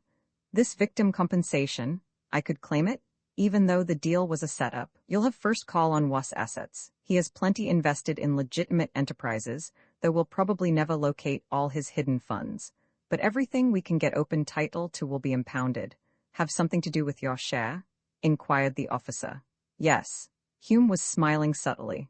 He was a different man from the one Vi had known on Jumala. "Premium for the guild is 1,000 credits down, 2,000 for training, and say another for about the best field outfit you can buy. That'll give you maybe another 2,000 or 3,000 to save for your honorable retirement." "How did you know?" Vi began and then had to laugh in spite of himself as Hume replied. "I didn't. Good guess, eh? Well, zoom out your recorder, Commander. I think you are going to have some very free speech now." He got to his feet. "You know, the guild has a stake in this alien discovery. We may just find that we haven't seen the last of that valley after all. Recruit." He was gone, and Vi, eager to have the past done with, and the future beginning, reached for the dictation mic. Roman II, the Starfall, was a long way down scale from the pleasure houses of the upper town. Here strange vices were also merchandise, but not such exotics as was provided. This was strictly for crewmen of the star freighters who could be speedily and expertly separated from a voyage's pay in an evening. The tantalizing scents of West terraces were reduced here to simply smells, the majority of which were not fragrant. There had already been 2 fatal duels that evening. A tuberman from a rim ship had challenged a space miner to settle a difference with those vicious whips made from the tail casings of flangoid flying lizards, an encounter which left both men in ribbons, one dead, one dying. And a scarred, ex-space marine had blast-flamed one of the Star and Comet dealers into charred human ash. The young man who had been ordered to help clear away the second loser retired to the stinking alley outside to lose the meal, which was part of his meager day's pay. Now he crawled back inside, his face greenish, one hand pressed to his middle section. He was thin, the fine bones of his face tight under the pallid skin, his ribs showing even through the sleazy fabric of the threadbare tunic with its house seal. When he leaned his head back against the grime-encrusted wall, raising his face to the light, his hair had the glint of bright chestnut, a gold which was also red. And for his swamper's labor he was almost fastidiously clean. "You, Lancer?" He shivered as if an icy wind had found him and opened his eyes. They seemed disproportionately large in his skin and bone face and were of an odd shade, neither green nor blue, but somewhere between. "Get going, you? Ain't paying out good credits for you to sit there like you was buying on your own." The Salakian who loomed above him spoke accentless, idiomatic basic space, which came strangely from between his yellow lips. A furred hand thrust the handle of a mop-up stick at the young man. A taloned thumb jerked the direction in which to use that evil-smelling object. Vi Lancer levered himself up the wall, took the mop, setting his teeth grimly. Someone had spilled a mug of Kato, and the deep purple liquid was already pattening the constone floor past any hope of cleaning. But he set to work, slapping the fringe of the noisome mop back and forth to sop up what he could. The smell of the Kato, uniting with the general effluvia of the room and its inhabitants, heightened his queasiness. Working blindly in a half-stupor, he was not aware of the man sitting alone in the booth until his mop spattered the ankle of one of the drinking girls. She struck him sharply across the face with a sputtering curse in the tongue of Alterishta. The blow sent him back against the open lattice of the booth. As he tried to steady himself, another hand reached up, fingers tightened about his wrist. He flinched, tried to jerk away from that hold, only to discover that he was the other's prisoner. And looking down at his captor in apprehension, he was aware even then of the different quality of this man. The patron wore the tunic of a crewman, lighter patches where the ship's badges should have been to show that he was not engaged. But, though his tunic was shabby, dirty, his magnetic boots scuffed and badly worn, he was not like the others now enjoying the pleasures of the starfall. This one, he makes trouble? The vast bulk of the Vom man who was the starfall's private law moved through the crowd with serene confidence in his own strength, which no one there, unless blind, deaf, and out of the senses drunk, could dispute. His scaled, six-fingered, claw hand reached out for Lancer, and the boy cringed. No trouble. There was the click of authority in the voice of the man in the booth. His face, moments earlier taut and sharp with intelligence, was suddenly slack, his tone slurred as he answered. "Looks like an old shipmate. No trouble, just want a drink with an old shipmate." But the grip which had pulled Vi forward, swung him around and down on the other bench in the booth, was anything but slack. The Vom man glanced from the patron of the starfall to its least important employee, and then grinned, thrusting his fanged jaws close to Lancer's. "If the master wants to drink, you dirtrat, you drink." Vi nodded vigorously, and then put his hand to his mouth, afraid his stomach was about to betray him again. Apprehensive, he watched the Vom man turn away. Only when that broad, green-gray back was lost in the smoky far reaches of the room did he expel his breath again. Here, the grip was gone from his wrist, but fingers now put a mug into his hand. "Drink." He tried to protest, knew it was hopeless, and used both hands to get the mug to his lips, mouthing the stinging liquid in dull despair. Only, instead of bringing nausea with it, the stuff settled his stomach, cleared his head with an afterglow with which he managed to relax from the tense state of endurance which filled his hours in the starfall. Half of the mug's contents inside him, and he dared to raise his eyes to the man opposite him. Yes, this was no common crewman, nor was he drunk as he had pretended for the Vom man. Now he watched the milling crowd with a kind of detachment, though Vi was sure he was aware of every move he himself made. Vi finished the liquid. For the first time since he had come into this place 2 months earlier, he felt like a real person again, and he had wits enough to guess that the potion he had just swallowed contained some drug. Only now he did not care at all. Anything which could wipe out in moments all the shame, fear, and sick despair the starfall had planted in him was worth swallowing. Why the other had drugged him was a mystery, but he was content to wait for enlightenment. Lance's companion once more applied that compelling pressure to the younger man's bony forearm. Linked by that hold, they left the starfall, came into the cooler, far more pleasant atmosphere of the street. They were a block away before Vi's guide halted, though he did not release his prisoner. 40 names of Juga? He spat. Lance waited, breathing in the air of early morning. The confidence of the drug still held. At the moment he was certain nothing could be as bad as the life behind him. He was willing to face what this strange patron of the starfall had in mind. The other slapped his hand down on an aircar call button, stood waiting until one of the city flitters landed on beam before them. From the seat of the aircar, Vi noted they were heading into the respectability of the upper city, away from the stews ringing the launch pot. He tried to guess their destination or purpose, not that either mattered much. Then the car descended on a landing stage. The stranger waved Lance through a doorway, down a short corridor into a room of private quarters. Vi sat down gingerly on the foam seat extending from the wall as he neared. He stared about. Dimly, he could just remember rooms which had this degree of comfort. But so dimly, now he could not be sure they did not exist only in his vivid imagination. For Vi's imagination had buoyed him first through the drab existence in a state child's creche, then through a state-found job which he had lost because he could not adapt to the mechanical life of a compute attender, and had been an anchor and an escape when he had sunk through the depths of the pot to the lost refuge in the starfall. Now, he pressed both his hands into the soft stuff of the seat and gaped at a small 3D on the wall facing him, a miniature scene of life on some other planet, wherein a creature enveloped in shot black and white striped fur crept belly flat to stalk long-legged, short-winged birds making blood-red splotches against yellow reed banks under a pale violet sky. He feasted on its color, on the sense of freedom and off-world wonders which it raised in him. "Who are you?" The stranger's abrupt question brought him back, not only to the room but to his own precarious position. He moistened his lips, no longer quite so aglow with confidence. Vi Lance. Then he added his other identification, SCC 425,061. State child, eh? The other had pushed a button for refresh a cup, then was sipping its contents slowly. He did not ring for a second to offer Vi. Parents? Lance shook his head. I was brought in after the 5-hour fever epidemic. They didn't try to keep records, there were too many of us. The man was watching him levelly over the rim of that cup. There was something cold in that study, something which curbed Vi's pleasant feeling of only moments earlier. Now the other set down his drink, crossed the room. Cupping his hand under Lance's chin, he brought up his head in a way which stirred a sullen resentment in the younger man, yet something told him resistance would only bring trouble. I'd say Terran's stock, not more than second generation. He was talking to himself more than to Vi. He loosed his hold on the boy's chin, but he still stood there surveying him from head to foot.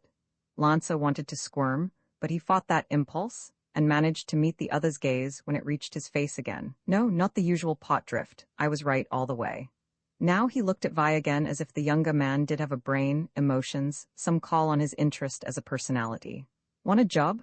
Lance pressed his hand deeper into the foam seat. What kind? He was angry and ashamed at that small betraying break in his voice. You have scruples? The stranger appeared to think that amusing. Vi reddened, but he was also more than a little surprised that the man in the wan space uniform had read hesitancy right. Someone out of the starfall should not be too particular about employment, and he could not tell why he was. Nothing illegal, I assure you. The man crossed to set his refresher cup in the empty slot. I am an out-hunter.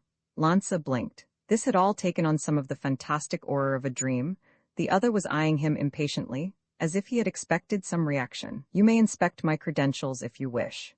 I believe you. Vi found his voice. I happen to need a gearman. But this wasn't happening. Of course it couldn't happen to him, Vi Lance, state child, swamper in the starfall. Things such as this did not happen except in a Thaline dream, and he wasn't a smoke eater? It was the kind of dream a man didn't want to wake from, not if he was pot drift.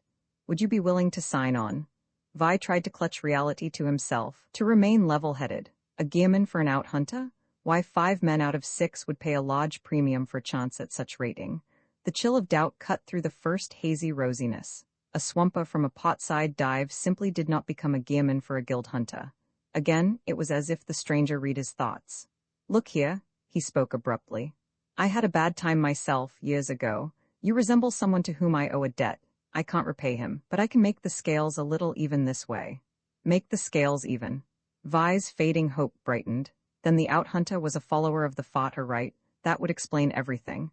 If you could not repay a good deed to the one you owed, you must balance the eternal scales in another fashion. He relaxed again, a great many of his unasked questions so answered. You will accept? Vi nodded eagerly. Yes, out-hunter. He still could not believe that this was happening. The other pressed the refresher button, and this time he handed Lancer the brimming cup. Drink on the bargain.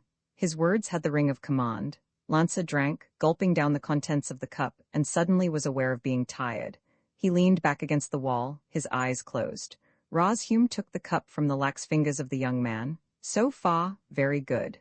Chance appeared to be playing on his side of the board. It had been chance which had steered him into the starfall just 3 nights ago when he had been in quest of his impostor. And Vi Lancer was better than he dared hope to find. The boy had the right coloring, he had been batted around enough to fall for the initial story, he was malleable now. And after was Tex worked on him, he would be Wrinch Brody, heir to 1/3 of Koganbar's Wazalits. Come? He touched Vi on the shoulder. The boy opened his eyes, but his gaze did not focus as he got slowly to his feet. Hume glanced at his planet time watch. It was still very early. The chance he must run in getting Lancer out of this building was small if they went at once. Guiding the younger man with a light hold above the elbow, he walked him out back to the Flitter landing stage. The air car was waiting. Hume's sense of being a gambler facing a run of good luck grew as he shepherded the boy into the Flitter, punched a cover destination, and took off. On another street, he transferred himself and his charge into a second air car, set the destination to within a block of the address Was had given him.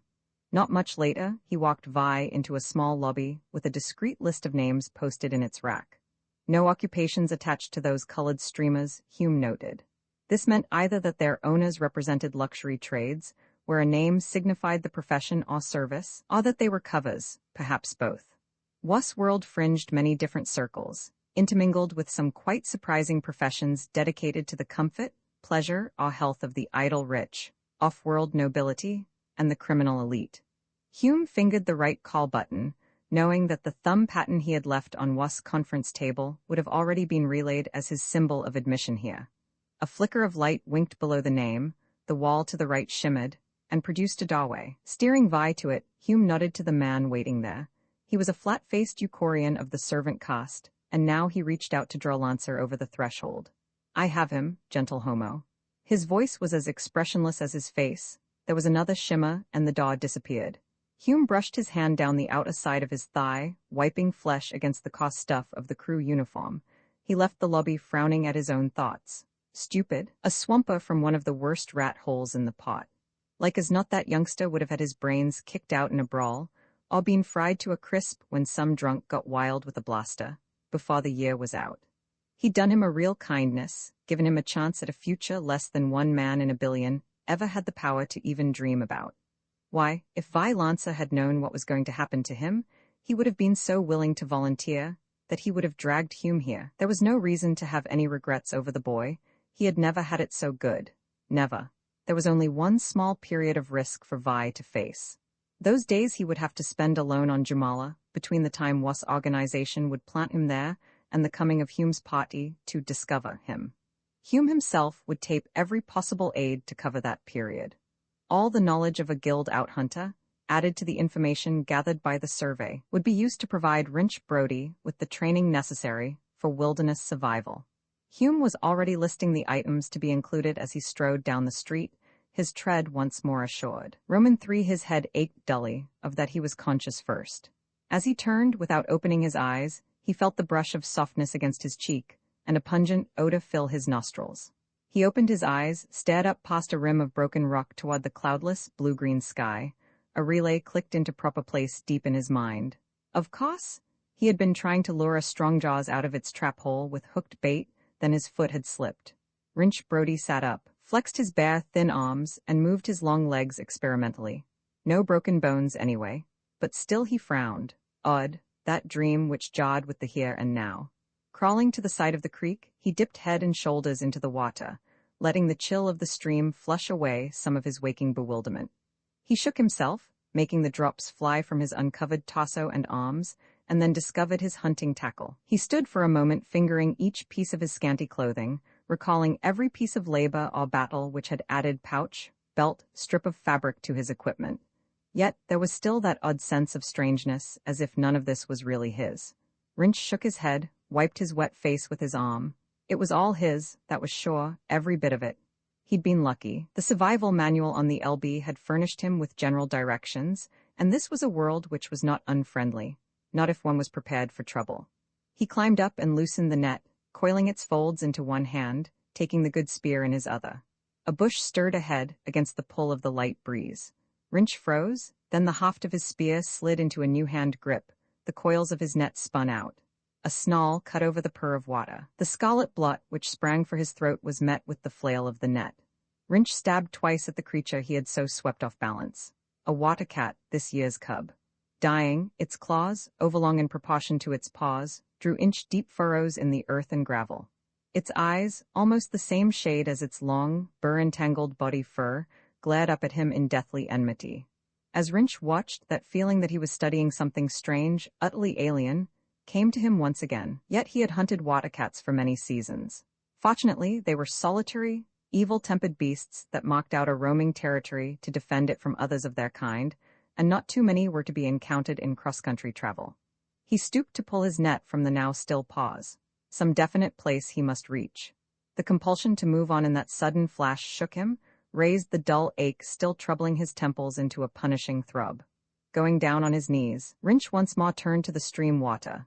This time, after splashing it onto his face, he drank from his cupped hands.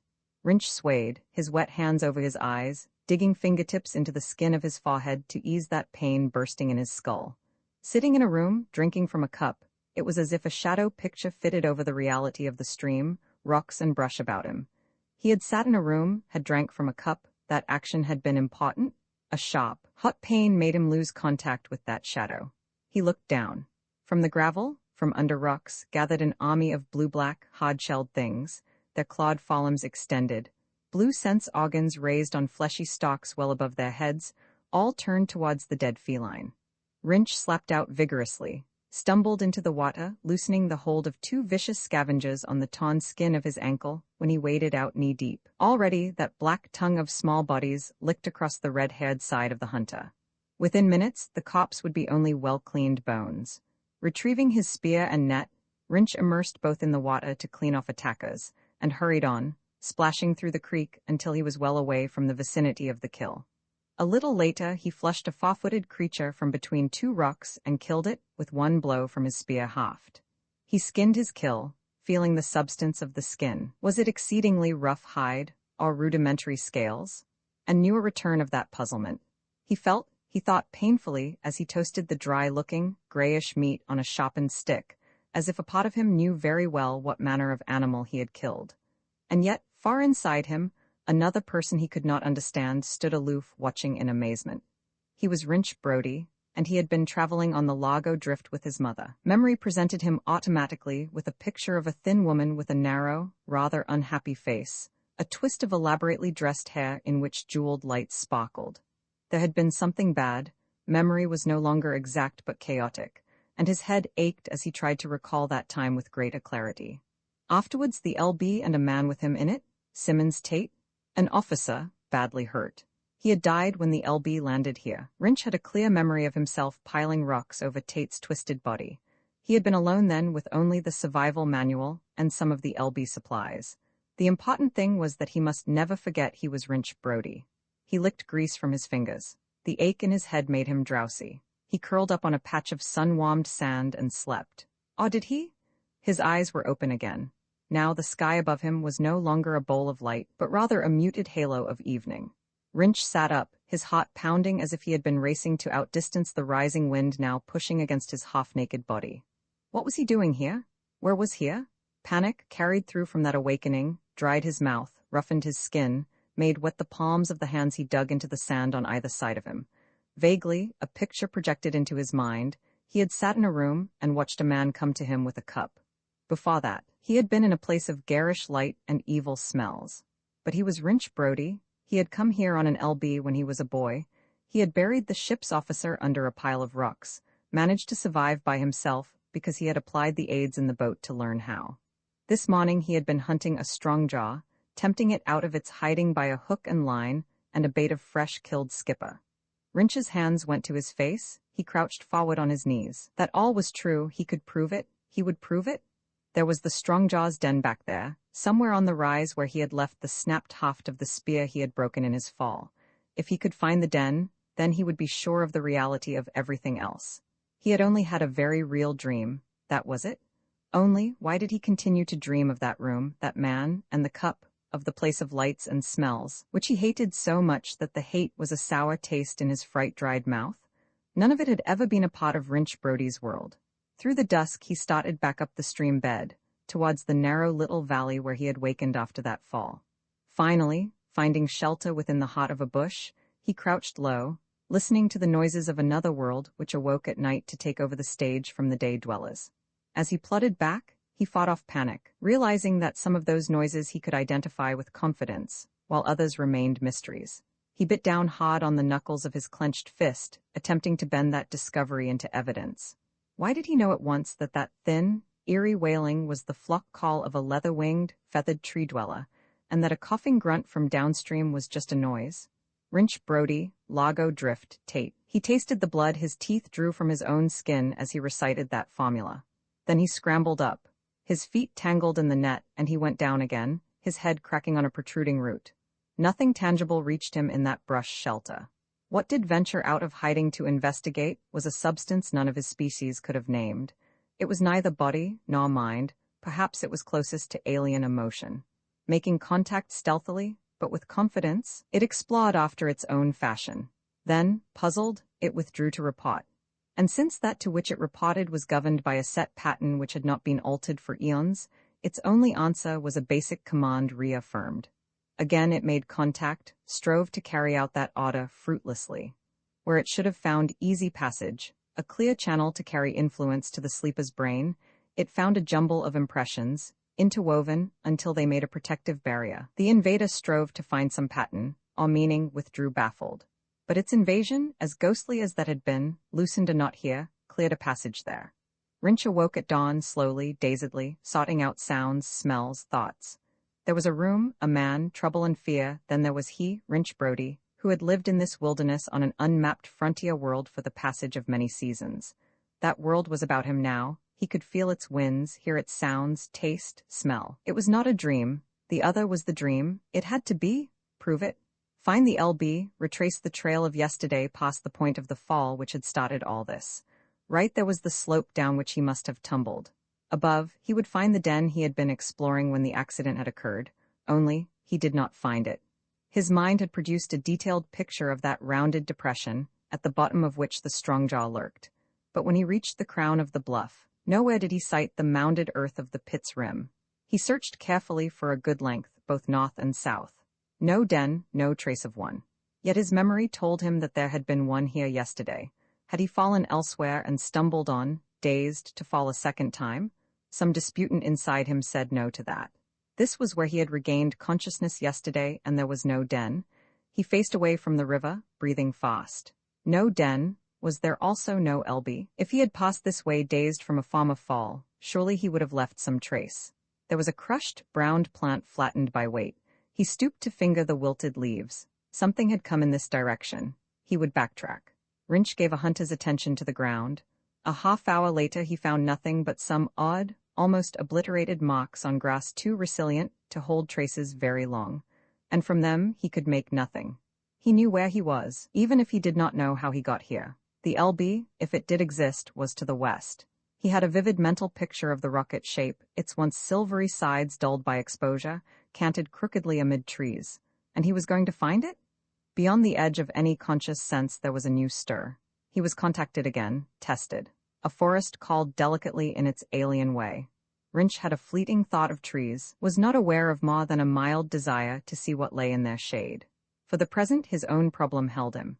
That which beckoned was defeated, repulsed by his indifference. While Wrench started at a steady distance to trot towards the east, far away a process akin to a relay clicked into a second set of impulse orders.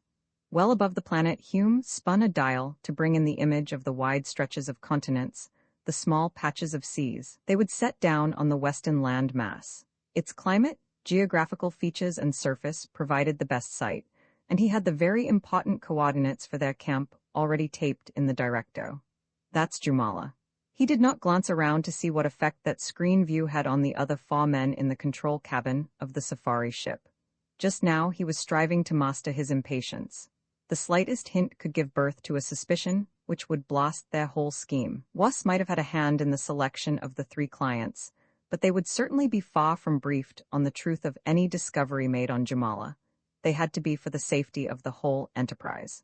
The 4th man, serving as his gearman for this trip, was Was' own insurance against any wrong move on Hume's part, and the out-hunter respected him as being man enough to be wary of giving any suspicion of going counter to the agreed plan. Dawn was touching up the main points of the western continent, and he must set this spacer down within a day's journey of the abandoned LB. Exploration in that direction would be the first logical move for his party. They could not be openly steered to the find, but there were ways of directing a hunt which would do as well. 2 days ago, according to schedule, the castaway had been deposited here with a subconscious command to remain in the general area. There had been a slight element of risk in leaving him alone, armed only with the crude weapons he could manipulate, but that was part of the gamble. They were down, right on the mark. Hume saw to the unpacking and activating of those machines and appliances which would protect and serve his Civ clients. He slapped the last inflate valve on a bubble tent, watched it critically as it billowed from a small roll of fabric into a weather-resistant, 1-room, air-conditioned and heated shelter. "Ready and waiting for you to move in, gentle homo," he reported to the small man who stood gazing about him with a child's wondering interest in the new and strange. "Very ingenious, hunter. Ah, now just what might that be?" His voice was also eager as he pointed a finger to the east. Roman Faw Hume glanced up alertly. There was a bare chance that Brody might have witnessed their arrival and might be coming in now to save them all a great amount of time and trouble by acting the overjoyed, rescued castaway. But he could sight nothing at all in that direction to excite any attention.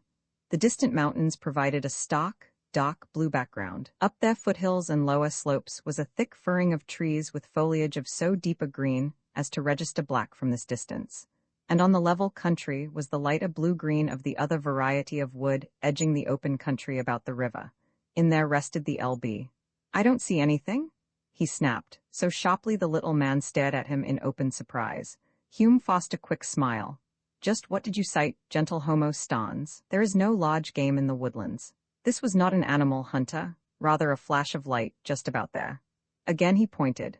Sun, Hume thought, could have been reflected from some portion of the LB. He had believed that small spacer so covered with vines and ringed in by trees that it could not have been so sighted. But a storm might have disposed of some of nature's cloaking.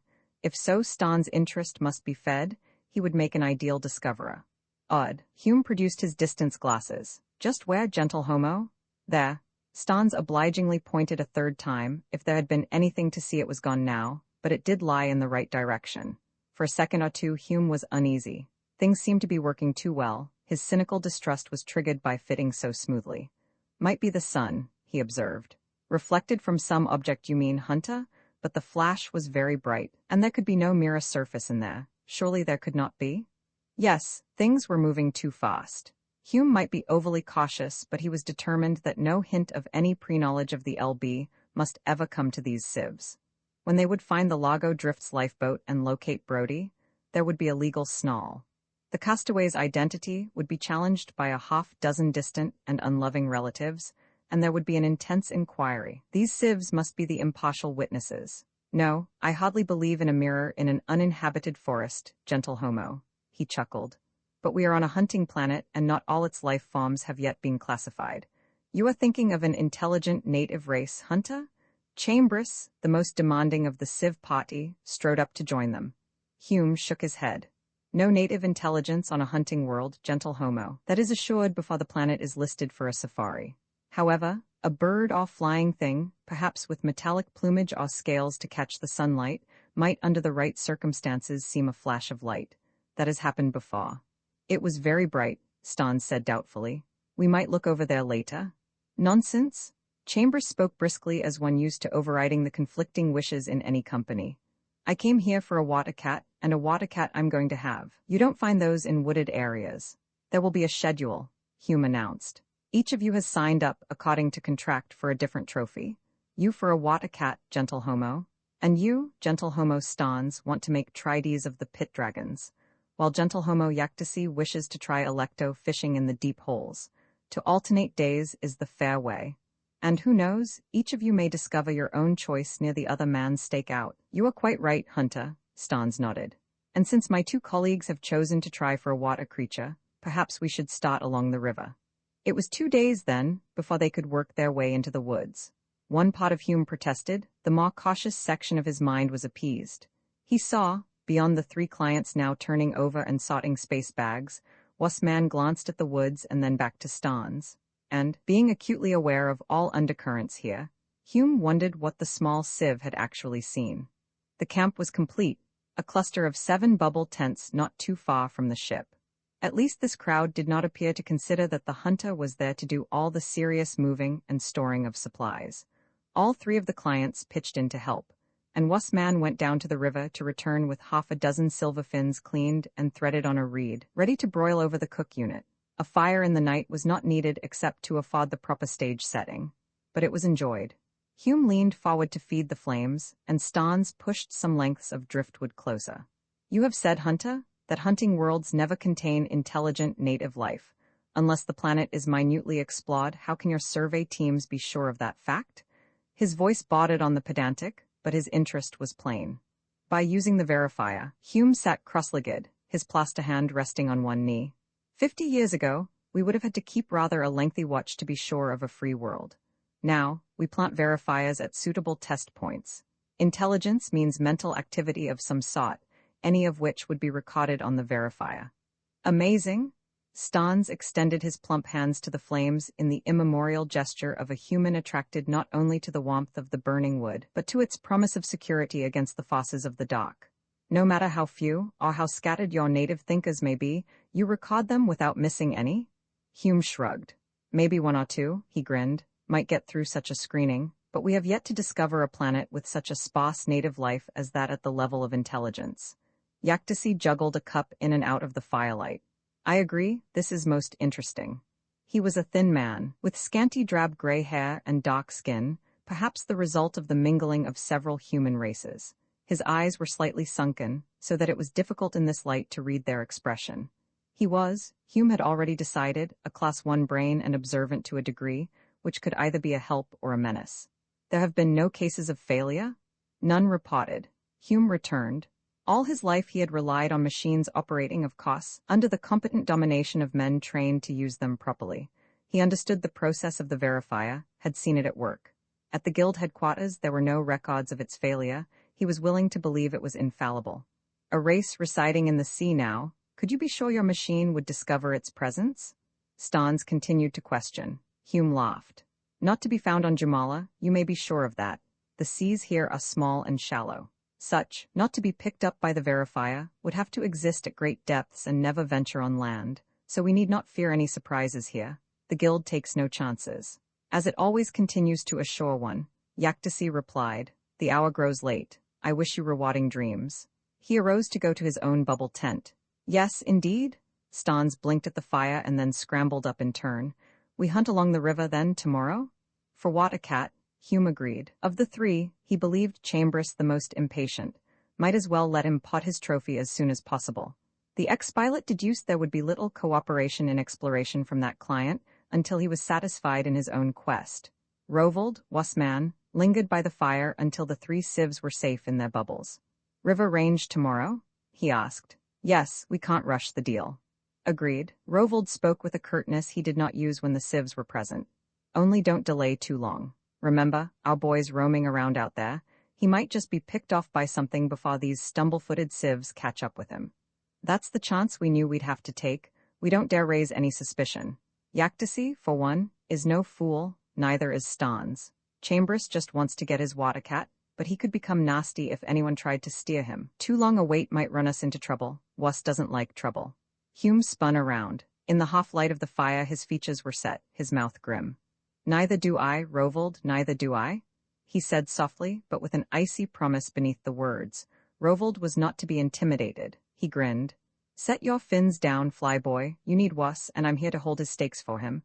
This is a big deal. We won't want any misses." "There won't be any, not from my side." Hume stepped away from the fire, approached a post which gleamed with a dull, red line of fire down either side. He pressed a control button. That red line flared into a streak of brilliance. Now encircling the bubble tents and the spaceship was a force field. Routine protection of a safari camp on a strange world, and one Hume had set as a matter of course. He stood for a long moment staring through that invisible barrier toward the direction of the wood. It was a dark night. There were scudding clouds to hide the stars, which meant rain probably before morning. This was no time to be plagued by uncertain weather. Somewhere out there Brody was holed up. He hoped the boy had long ago reached the camp so carefully erected and left for his occupancy. The LB, that stone-covered grave, showing signs of several years' occupancy, was all assembled and constructed to the last small detail. Far less might have deceived the civs in this safari. But as soon as the story of their find leaked, there would be others on the scene, men trained to assess the signs of a castaway's fight for survival. His own guild training and the ability of WUS renegade techs should bring them through that test. What had Stan seen? The glint of sun on the tail of the LB, tilted now to the sky. Hume walked slowly back to the fire when he saw Rovold going up the ramp into the spacer. He smiled. Did WUS think he was stupid enough not to guess that the Veeps man would be in touch with his employer? Rovold was about to report along some channel of the shadow world that they had landed and that the play was about to begin. Hume wondered idly how far and through how many relays that message would pass before it reached its destination. He stretched and yawned, moving to his sleeping pad. Tomorrow they must find Chambers a Watercat. Hume shoved Brody into the back of his mind to center his thoughts on the various ways of delivering, to the waiting spotsman, a fair-sized alien feline. The lights in the bubbles went out one by one. Within the circle barrier of the force field men slept. And by midnight the rain began to fall, streaming down the sides of the bubbles, soaking the ashes of the fire. Out of the dark crept that which was not thought, not substance, but alien to the off-world men. But the barrier, meant to deter multi-footed creatures, with wings or no visible limbs at all, proved to be a better protection than its creators had hoped. There was no penetration, only a baffled butting of one force against another. And then the probe withdrew as undetected as it had come. Only, the thing which had no intelligence, as humankind rated intelligence, did possess the ability to fathom the nature of that artificial barrier. The force field was examined, its nature digested. First approach had failed. The second was now ready as it had not been months before, when the first coming of these creatures had alerted the very ancient watchdog on Jamala. Deep in the Dhaka woods on the mountain sides there was a stirring. Things whimpered in their sleep, protested subconsciously commands they could never understand, only obey. With the coming of dawn, there would be a marshalling of hosts, a new assault, not on the camp, but on any leaving its protection, and also on the boy now sleeping in a shallow cave formed by the swept roots of a tree which had crashed when the LB landed. Again, fortune favored Hume. With the dawn the rain was over. There was a cloudy sky overhead, but he believed the day would clear. The royally rushing water of the river would aid Chambers' quest. Watercats holed up in the banks, but rising water often forced them out of such dens. A course parallel to the stream bed could well show them the tracks of one of the felines. They started off in a group. Hume leading, with Chambers treading briskly behind him, Rovold bringing up the rear in the approved trail technique. Chambers carried a needler. Stans was unarmed except for a small protection stunner, his tri-D box slung on his chest by Welwan carrying straps. Yaktassi shouldered an electric pole, wore its control belt buckled about his middle, though Hume had warned him that the storm would prevent any deep-hole fishing. Only a short distance from the campsite, they came upon the unmistakable marks of a watercat's broad paws, pressed in so heavy and distinct a pattern that Hume knew the animal could not be far ahead. The indentations were deep, and he measured the distance between them with the length of his hand. "Big one?" Chambers exclaimed in satisfaction. "Going away from the river, too." That point puzzled Hume slightly. The red-coated felines might be washed out of their burrows, but they did not willingly head so sharply away from the water. He squatted on his heels and surveyed the stretch of countryside between them and the distant wood with care. The grass was this season's still growing, not tall enough to afford cover for an animal with paws as large as these prints. There were 2 clumps of brush. It could have holed up in either, waiting to attack any trailer. But why? It had not been wounded. Nor frightened by their party, there was no reason for it to set an ambush on its back trail. Stans and Yaktasi dropped back, though Stans was fussing with his trident. Rovold caught up. He had drawn his ray tube in answer to Hume's hand wave. Any action foreign to the regular habits of an animal was to be mistrusted. Getting to his feet, Hume paced along the line of marks. They were fresh, hot fresh, and they still led in a straight line for the woods. With another wave of his hand, he stopped Chambers. The sieve was trained in spite of his eagerness and obeyed. Hume left the tracks, made a detour which brought him to a point from which he could study those clumps of brush. No sign except that line of prints pointed to the woods. And if the party kept on, they might well come upon the LB. He decided to risk it, but when they were less than a couple of yards from the tree fringe, his hand shot up to direct Chambers to fire towards the quivering bush. Only, that formless half-seen thing, hardly to be distinguished in color from the vegetation, was no water cat. There was a thin, ragged cry. Then the creature plunged backward, was gone. What in the name of 9 gods was that? Chambers demanded. I don't know. Hume went forward, jerked the needler dart from a tree trunk. But don't shoot again, not unless you are sure of what you are aiming at. Moisture from the night's rain hung on the tree leaves, clung in globules to Wrench's sweating body. He lay on a wide branch trying to control the heavy panting which supplied his laboring lungs.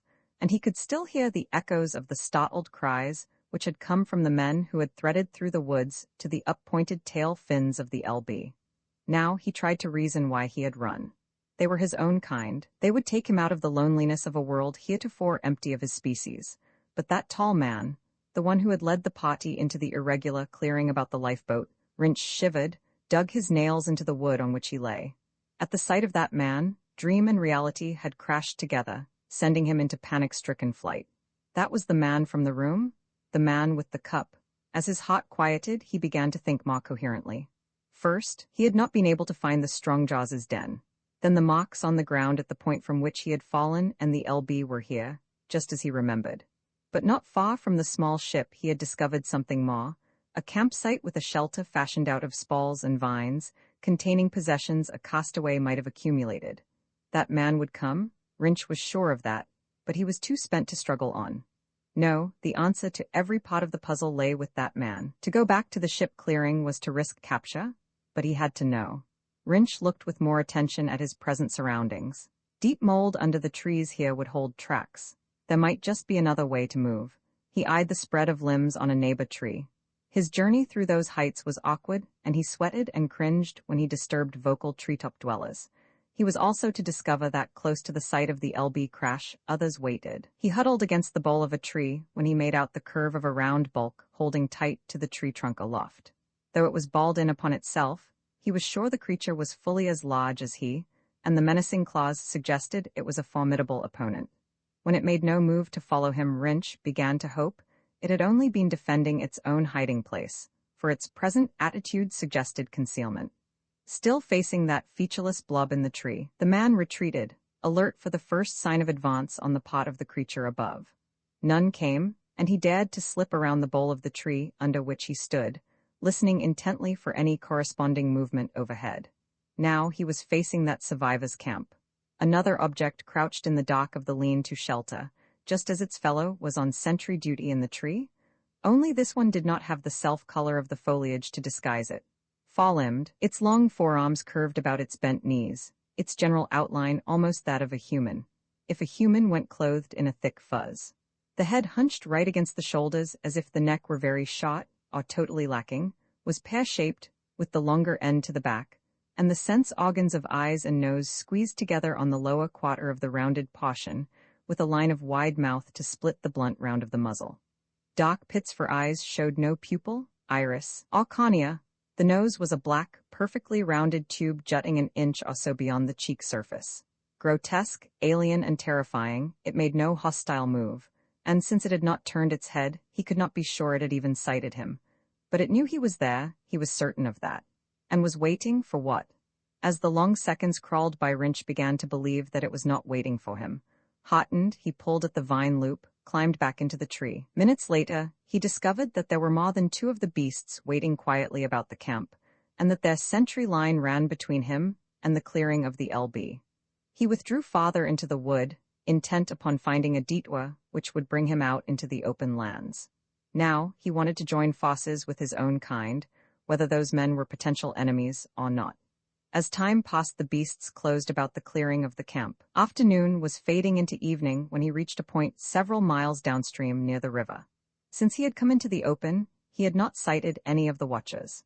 He hoped they did not willingly venture out of the trees where the leaves were their protection. Rinch went flat on the stream bank, made a worm's progress up the slope to crouch behind a bush and survey the land immediately ahead.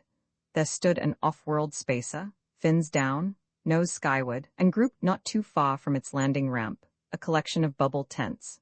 A fire burned in their midst and men were moving about it.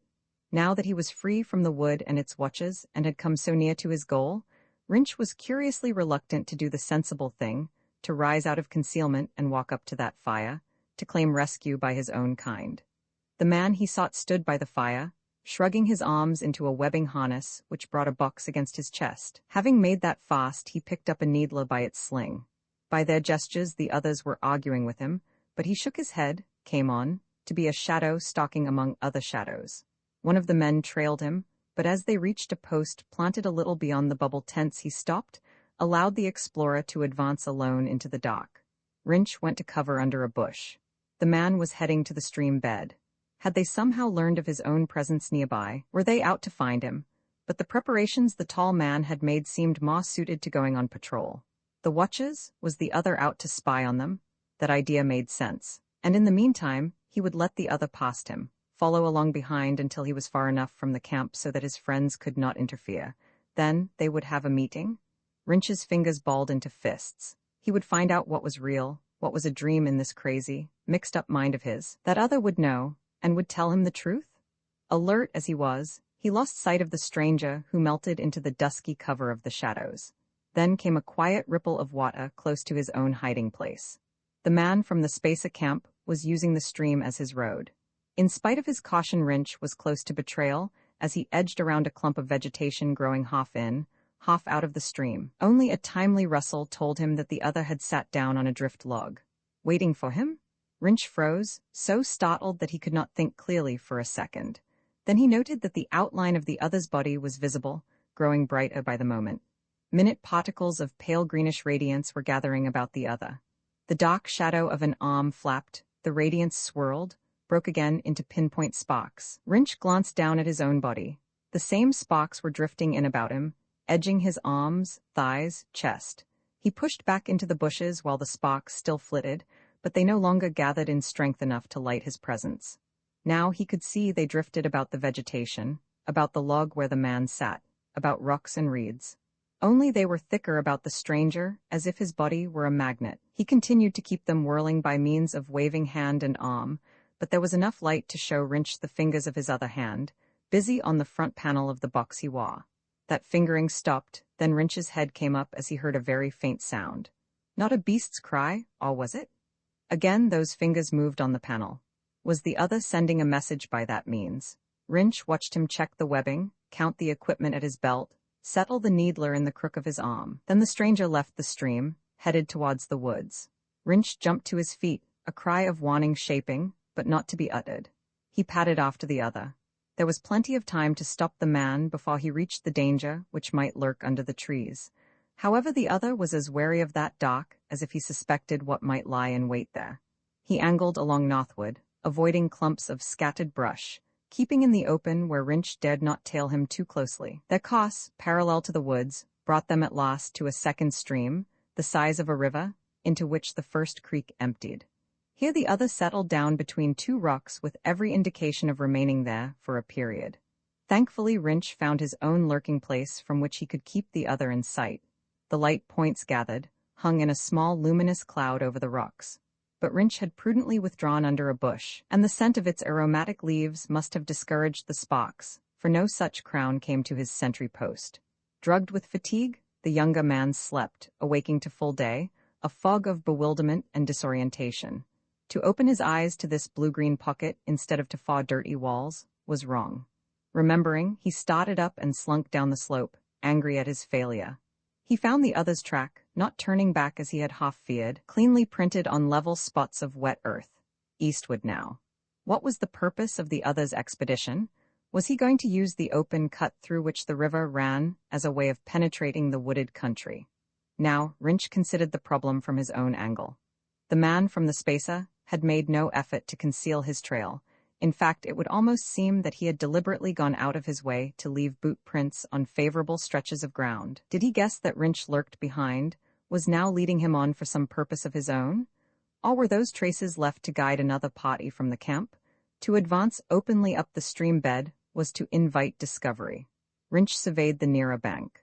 Clumps of small trees and high-growing bushes dotted that expanse, an ideal cover. He was hardly out of sight of the bush which had sheltered him when he heard the coughing roar of a water cat. And the feline was attacking an enemy, enraged to the pitch of vocal frenzy. Rinch ran a zigzag course from one clump of bush to the next. That sound of snarling, spitting hate ended in mid-cry as Rinch crawled to the river bank. The man from the spacer camp had been the focus of a three-prong attack from a female and her cubs. 3 red bodies were flat and still on the gravel as the off-worlder leaned back against a rock, breathing heavily. As Rinch sighted him, he stooped to recover the needler he had dropped, lurched away from the rock towards the water, and so blundered straight into another Jumalan trap. His unsteady foot advancing for another step came down on a slippery surface, and he fell forward as his legs were engulfed in the trap burrow of a strong jaws. With a startled cry, the man dropped the needler again, clawed at the ground about him.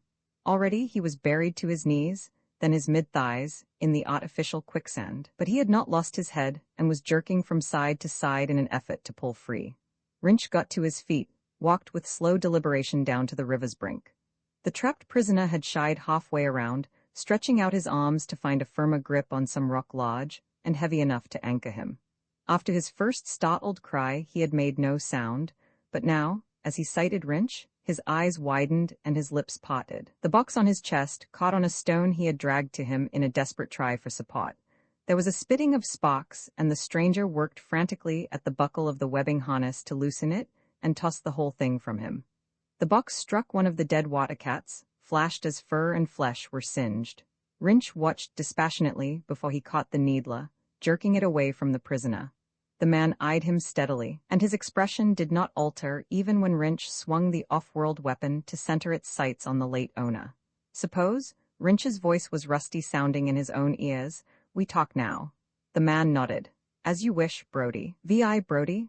Rinch squatted on his heels. Those gray eyes, so light in the other's deeply tanned face, narrowed the smallest fraction, Rinch noted with an inner surge of triumph. Were you looking for me? He added. Yes. Why? We found an LB, we wondered if there were survivors.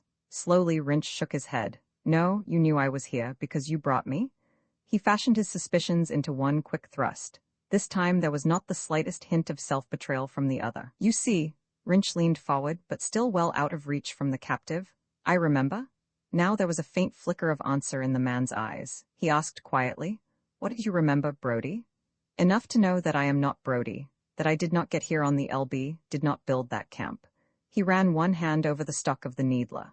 Whatever motive lay behind this weird game into which he had been unwillingly introduced, he was now sure that it was serious enough to be dangerous. You have no cup this time. So you do remember. The other accepted that calmly. All right. That need not necessarily spoil our plans. You have nothing to return to on Nahuatl, unless you like the starfall. His voice was icy with contempt. To play our roles will be for your advantage, too. He paused, his gaze centering on Rinch with the intensity of one willing the desired answer out of his inferior. Nahuatl, Rinch caught at that. He had been on or in Nahuatl, a planet, a city. If he could make this man believe he remembered everything clearly, more than just the scattered patches that he did. You had me planted here, then came back to hunt me. Why? What makes Rinch Brody so important? Close to 1 billion credits. The man from the spacer leaned well back in the hole, his arms spread flat out on either side to keep his body from sinking deeper. 1 billion credits, he repeated softly. Rinch laughed. You'll have to think of a better one than that, flyboy. The stakes would have to be high, wouldn't they, for us to go to all this staging? You've been conditioned, Brody, illegally brain-channeled. To Rinch the words meant nothing. If they ever had, that was gone, lost in the maze of other things which had been blotted out of his mind by the Brody past. But he would not give the other the advantage of knowing his uncertainty. You need a Brody for 1 billion credits, but you don't have a Brody now. To his surprise, the prisoner in the earth trap laughed. I'll have a Brody when he's needed. Think about a good share of 1 billion credits, boy. Keep thinking of that hod. I will. Thoughts alone won't work it, you know. For the first time there was a hint of some emotion in the man's voice. You mean I need you? I don't think so. I've stopped being a plaque for someone to play across the bod. That expression brought another momentary flash of hazy memory. A smoky, crowded room where men slid counters back and forth across tables. Not one of Brody's edited recalls, but his own. Wrench stood up, started for the rise of the slope, but before he topped that he glanced back. The damaged comm box still smoked where its wearer had flung it. Now the man was already straining forward with both arms, trying to reach a rock just a finger space beyond. Lucky for him, the burrow was an old one, uninhabited. In time he should be able to work his way out. Meanwhile there was the whole of a wide countryside in which Wrench could discover a hideout. No one would find him now against his will. He tried, as he strode along, to piece together more of his memories and the scanty information he had had from the Nahuatl man. So he had been brain-channeled, given a set of false memories to fit a Wrench Brody whose presence on this world meant 1 billion credits for someone. He could not believe that this was the spaceman's game alone, for hadn't he spoken of 1 billion credits? The sum was fantastic, the whole story unbelievable. There was a hot stab of pain on his instep. Wrench cried out, stamped hard. One of the clawed scavengers was crushed. The man leaped back in time to avoid another step into a swarming mass of them at work on some unidentifiable carrion. Staring down at the welter of scaled, segmented bodies and busy claws, he gasped. 3 dead water cats were near the man trapped in the pit, bait to draw these voracious eaters straight to the prisoner.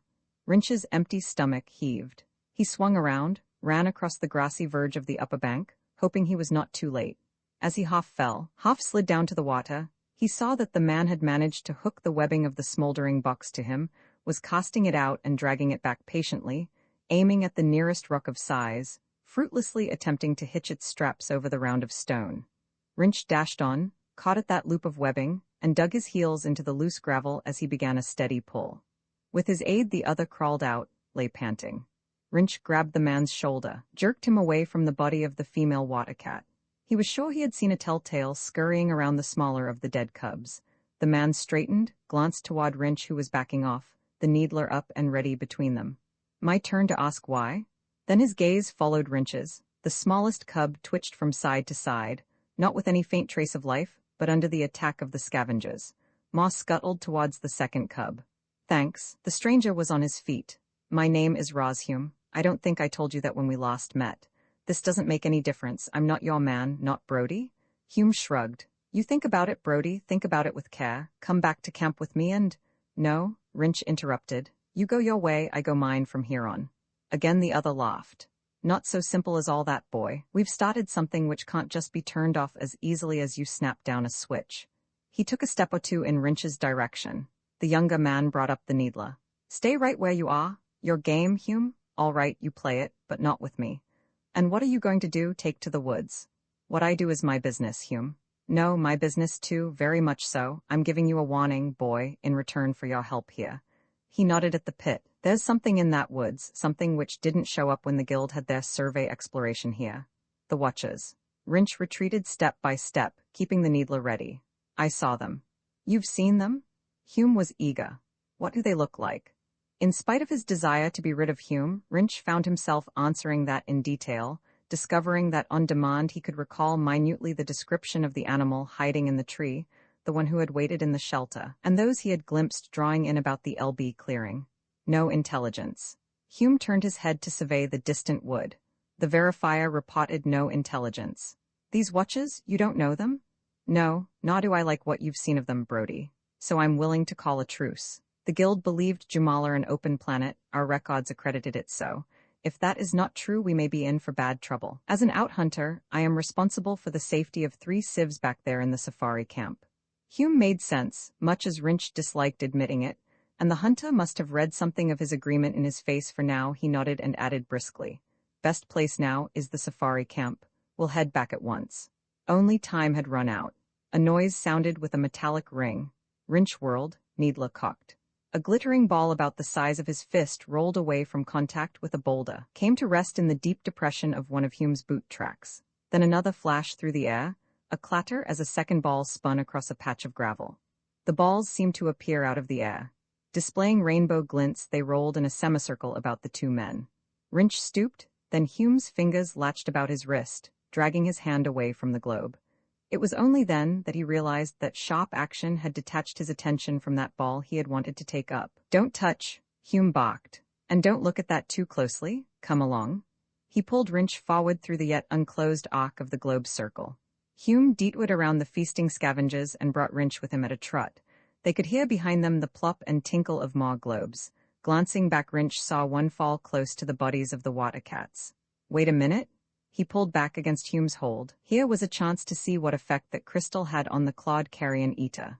There was a change in the crystal. Yellow now, then red as the few scraps of fur remaining on the rapidly disappearing body. "Look." The pulsating carpet which had covered the dead feline ceased to move, but towards that spot rolled two more of the globes, approaching the scavengers. Now the clawed things were stirring, dropping away from their prey. They spread out in a patch, moved purposefully forward. Behind them, as guardians might head a flock, rolled three globes, flushing scarlet, then maw. Hume's hand came up. From the cone tip of the ray tube spat a lance of fire to strike the middle crystal. The beam was reflected into the block of scavengers. Scaled bodies, twisted, crisped, were ash, but the crystal continued to roll at the same pace. "Move?" Hume's other hand hit Wrench's shoulder, knocked him forward in an impetuous shove which nearly took him off his feet. Both men began to run.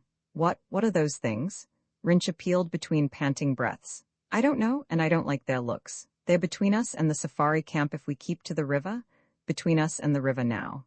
Wrench saw that glittering swoop through the air, mocked the landing of a ball near the water's edge. "Might be trying to box us in, but that's not going to work. See, ahead there where that log's caught between two rocks. Run out on that when we reach there and take to the water. I don't think those things can float, and if they sink to the bottom, that ought to fix them as far as we are concerned." Wrench ran, still holding the needler. He balanced along the drift log Hume had pointed out, and a jump sent him floundering in the brown stream thigh deep. Hume joined him, his face grim. Downstream, Wrench looked. One shape, 2, 3, clearly detailed where matching vegetation gave them no covering camouflage. The watchers had come out of the woods at last. A line of them were walking quietly and upright towards the humans, their blue-green fuzz covering like a mist under the direct rays of the sun. Quiet as they seemed at present, the things out of the Jumalan forest were a picture of sheer brute strength as they moved. "Let's get out of here, fast." The men kept moving, and always after them padded that silent line of green-blue, pushing them farther and farther away from the safari camp, on towards the rising mountain peaks. Just as the globes had shaken the scavengers loose from their meal and sent them marching on, so were the humans being herded for some unknown purpose. At least, once the march of the beasts began, they saw and heard no more of the globes. And as they reached a curve in the river, Hume stopped, swung around, stood studying the line of decorously pacing animals. "We can pick them off with the needler or the ray." The hunter shook his head. "You don't kill," he recited the credo of his guild, "not until you are sure. There is a method behind this, and method means intelligence." Handling of XD creatures and peoples was a part of guild training. In spite of his devious game here on Jamala, Hume was guild-educated, and Wrench was willing to leave such decisions to him. The other held out the ray tube.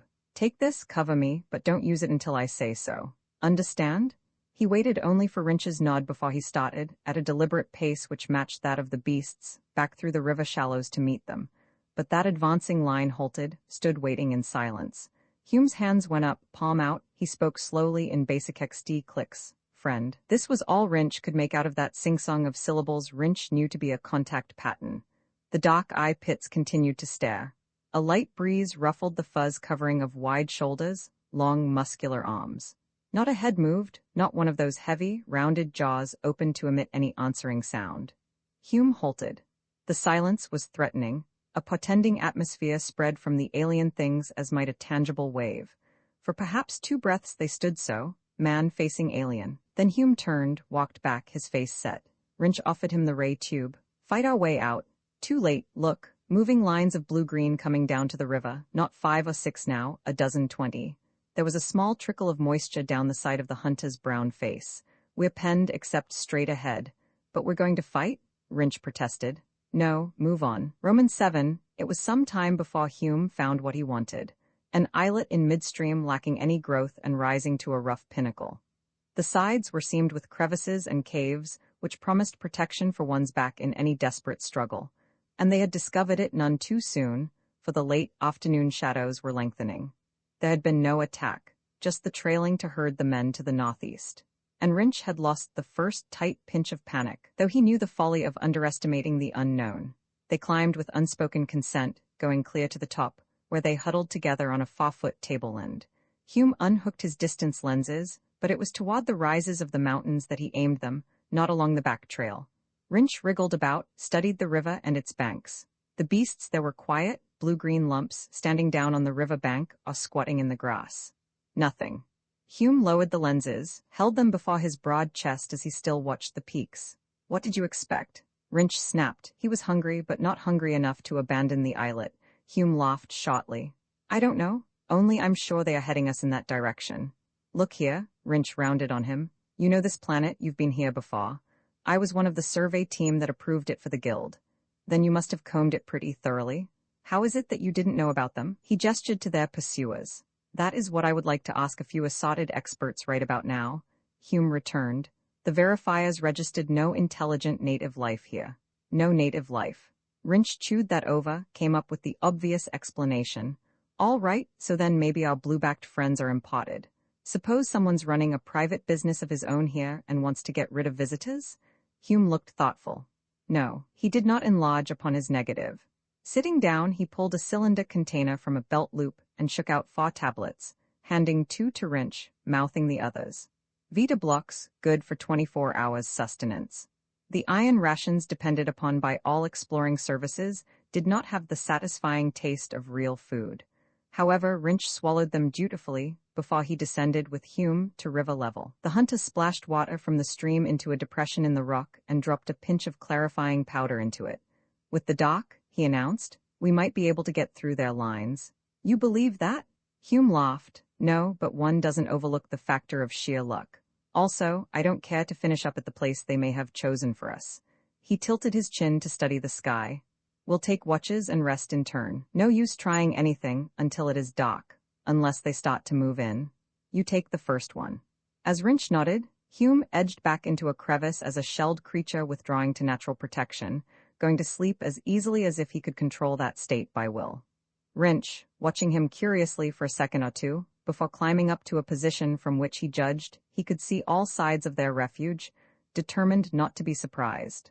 The watchers were crouched down, waiting with that patience which had impressed him from his first sight of the camp sentries back in the forest. There was no movement, no sound. They were simply there, on guard. And Rinch did not believe that the darkness of night would bring any relaxation of that vigilance.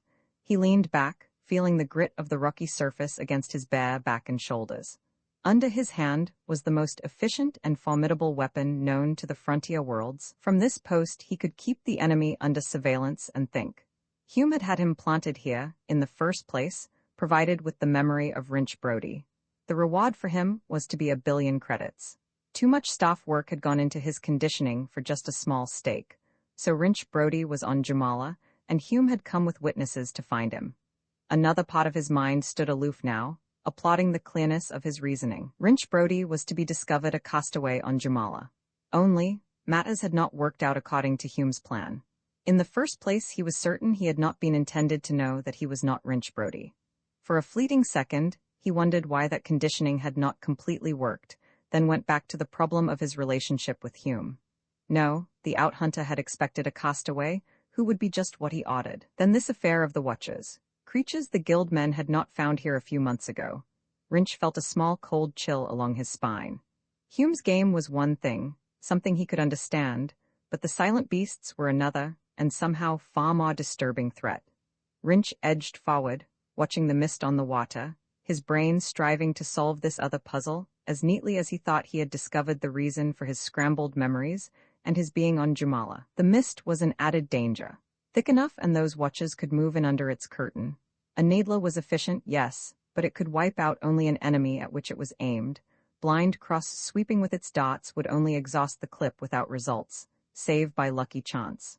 On the other hand, suppose they could turn that same gray haze to their own advantage, use it to blanket their withdrawal. He was about to go to Hume with that suggestion when he sighted the new move in their odd battle with the aliens. A wink of light, 2 more, blinking, following the erratic course by the pull of the stream, all bobbing along toward the rugged coastline of the islet. Those had appeared out of nothingness as suddenly as the globes when this chase had begun. The globes and the winking lights on the water, connected in his mind, argued new danger. Wrench took careful aim, fired a dart at one which had grounded on the pointed tip of the rocks where the river current came together after its division about the island.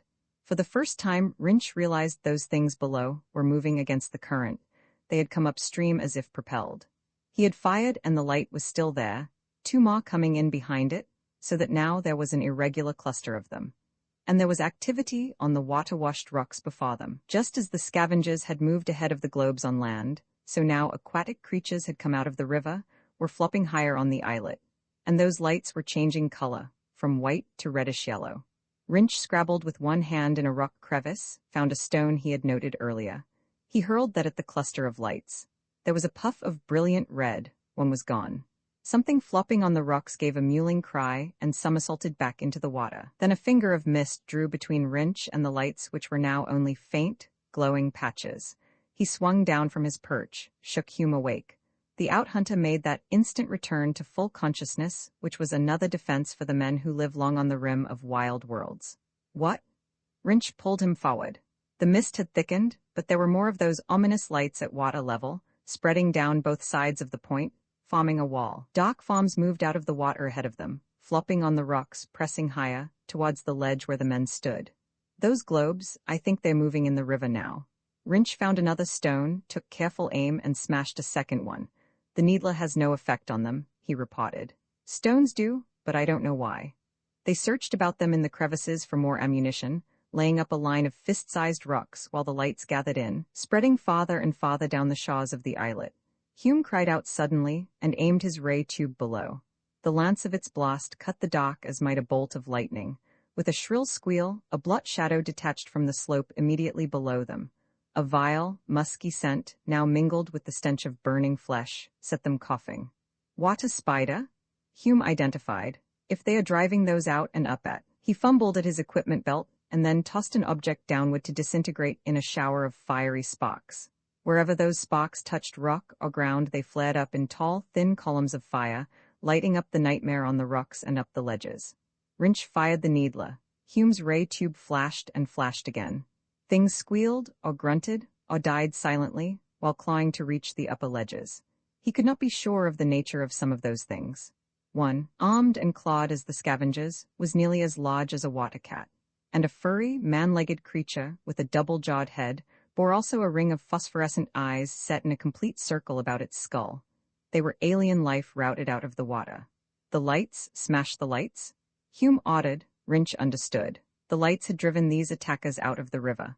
Put out the lights and the boiling broth of water dwellers might conceivably return to their homes. He dropped the needler, took up stones, and set about the business of finishing off as many of the lights as he could. Hume fired into the crawling mass, pausing only once to send another of those flame bombs crashing to illuminate the scene. The water creatures, bewildered, clumsy out of their element, were so far at his mercy. But their numbers, in spite of the piling dead, were still a dangerous threat. Wrench tore gaping holes in that line of lights, but he could see, through the mist, more floating sparks, gathering to take their places, perhaps herding before them more water things to attack. Except for those few gaps he had wrought, the islet was now completely enveloped. Ah! Hume's voice arose in a roar of anger and defiance. He stabbed his ray down at a spot just below their ledge. A huge segmented, taloned leg kicked, caught on the edge of the stone at the level of their feet, twisted aloft again and was gone. Up, Hume ordered. To the top, Wrench caught up 2 handsful of stones, holding them to his chest with his left arm, as he made a last cast to see one light puff out in answer. Then they both scrambled on to that small platform at the top of the islet. By the aid of the burning flame torches the hunter had set, they could see that most of the rocky slopes below them now squirmed with a horrible mass of water life. Where Hume had fired his ray, there was fierce activity, as the living feasted on the slain and quarreled over the bounty. But from other quarters the crawling advance pressed on. I have only one more flame flare, Hume stated. One more flare, then they would be in the dark with the mist hiding the forward-moving enemy. I wonder if they are watching out there? Wrench scowled into the dark. They, or what sent them, they know what they are doing. You mean they must have done this before? I think so. That LB back there, it made a good landing, and there are supplies missing from its lockers. Which you removed, Rinch counted. No, there might have been real castaways landed here. Not that we found any trace of them, now I can guess why. But you guild men were here, and you didn't run into this. I know. Hume sounded baffled. Not a sign then. Rinch threw the last of his stones, heard it clink harmlessly against a rock. Hume balanced an object on the palm of his hand. Lost flare? What's that, over there? Rinch had sighted the flashing out of the dark from the river bank, making a pattern of flickers which bore no relation to the infernal lights at the water's edge. Hume's ray tube pointed skyward as he answered with a series of short bursts. Take cover? The call came weirdly out over the water, the tone dehumanized. Hume cupped his mouth with one hand, shouted back, "We're on top, no cover." Then flattened down, "We're blasting?" They flattened, lay almost in each other's arms, curled on that narrow space. Even through his closed eyelids, Rinch caught the flash of vivid, man-made lightning crashing first on one side of the islet and then on the other, and sweeping every crawling horror out of life, into odorous ash. The backlash of that blast must have caught the majority of the lights also. For when Rinch and Hume cautiously sat up, they saw only a handful of widely scattered and dulling globes below. They choked, coughed, rubbed watering eyes as the fumes from the scorched rocks wreathed up about their perch. "Flitter with lifeline above you?" That voice had come out of what should have been empty air over their heads. A gangling line trailed across their bodies, a line with a safety belt locked to it, and a second was uncoiling in a slow loop as they watched. In unison they grabbed for those means of escape, buckled the belts about them.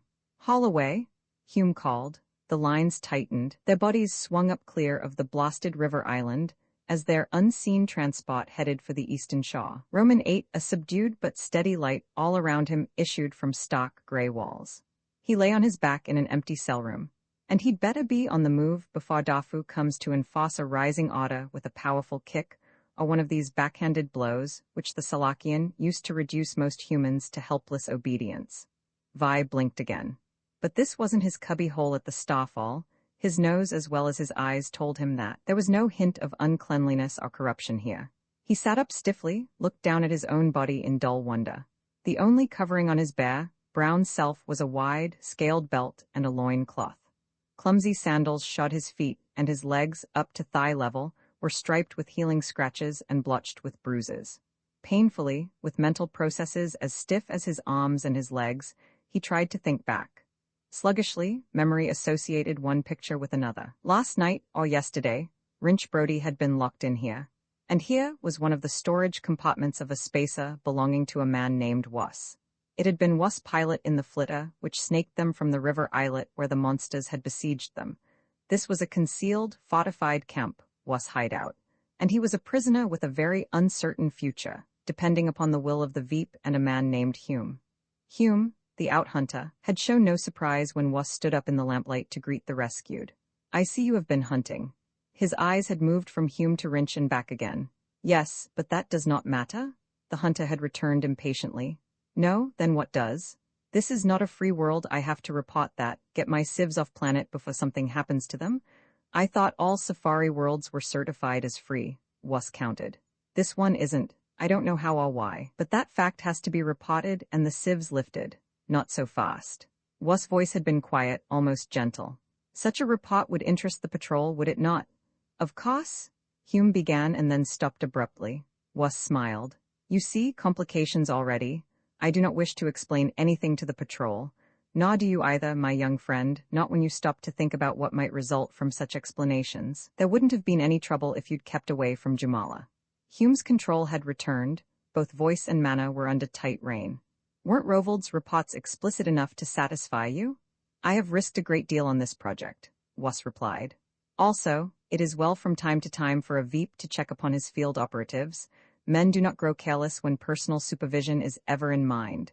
And it is well that I did arrive here, is it not, Hunter? Or would you have preferred remaining on that island?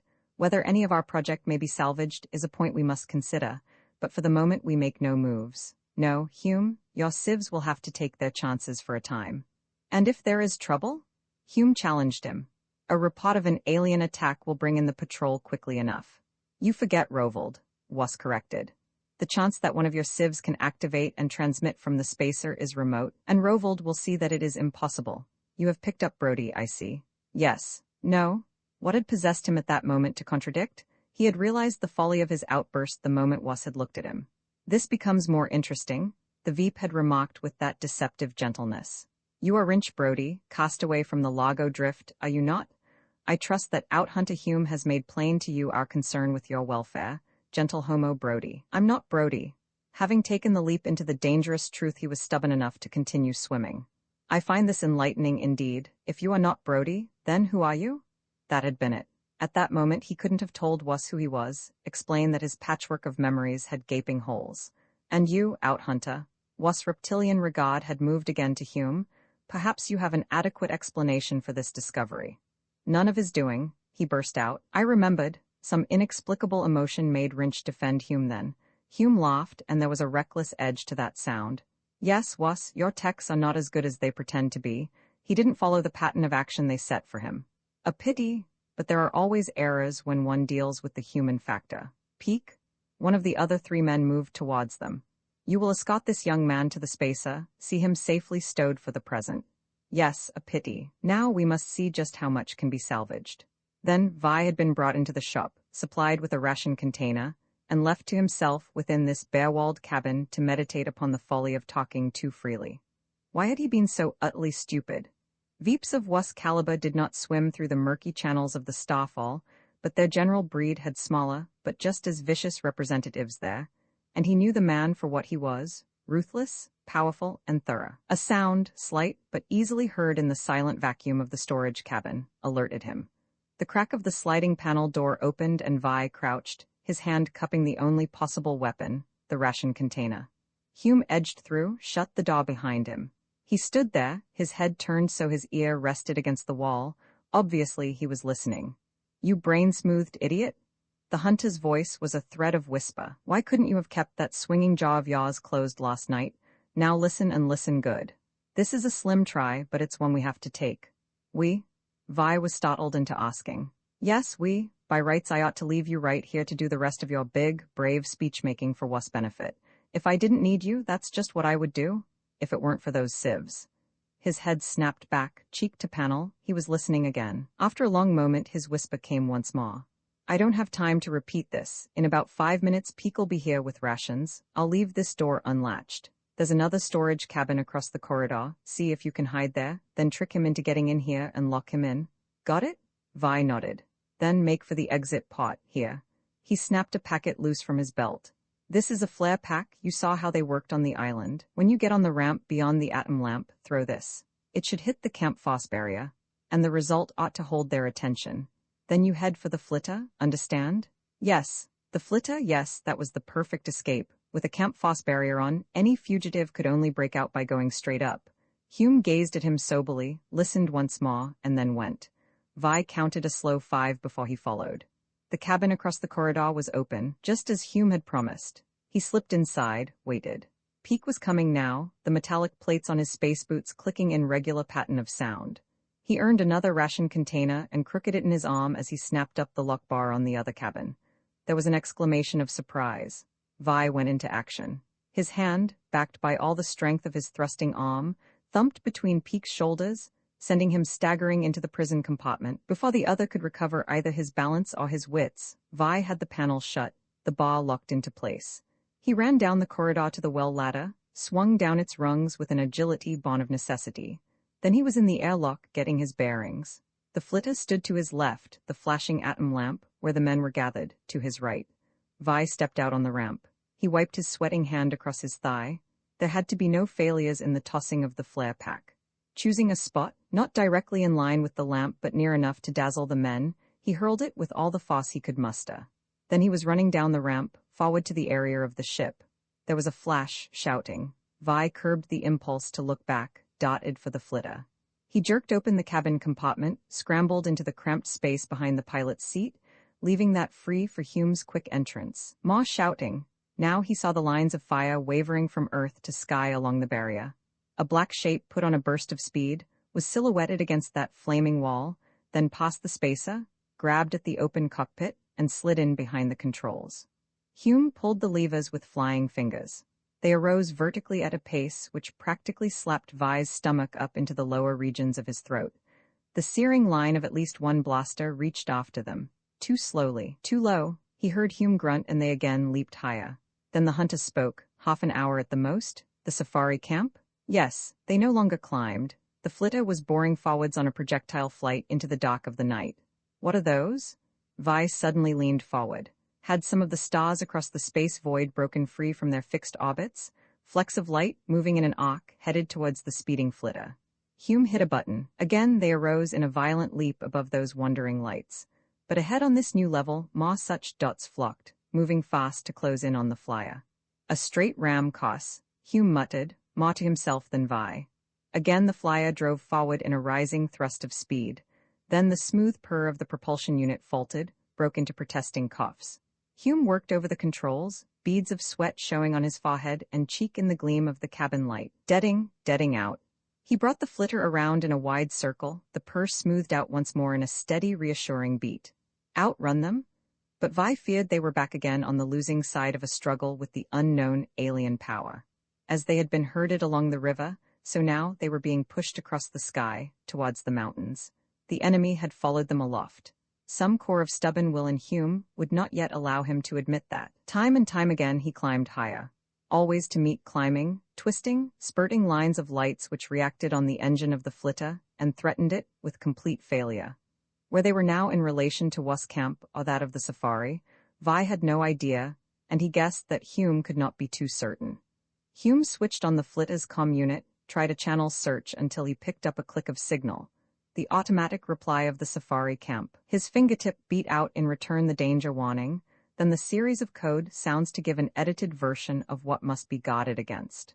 Was has a man in your camp. His skin is in just as much danger as the rest.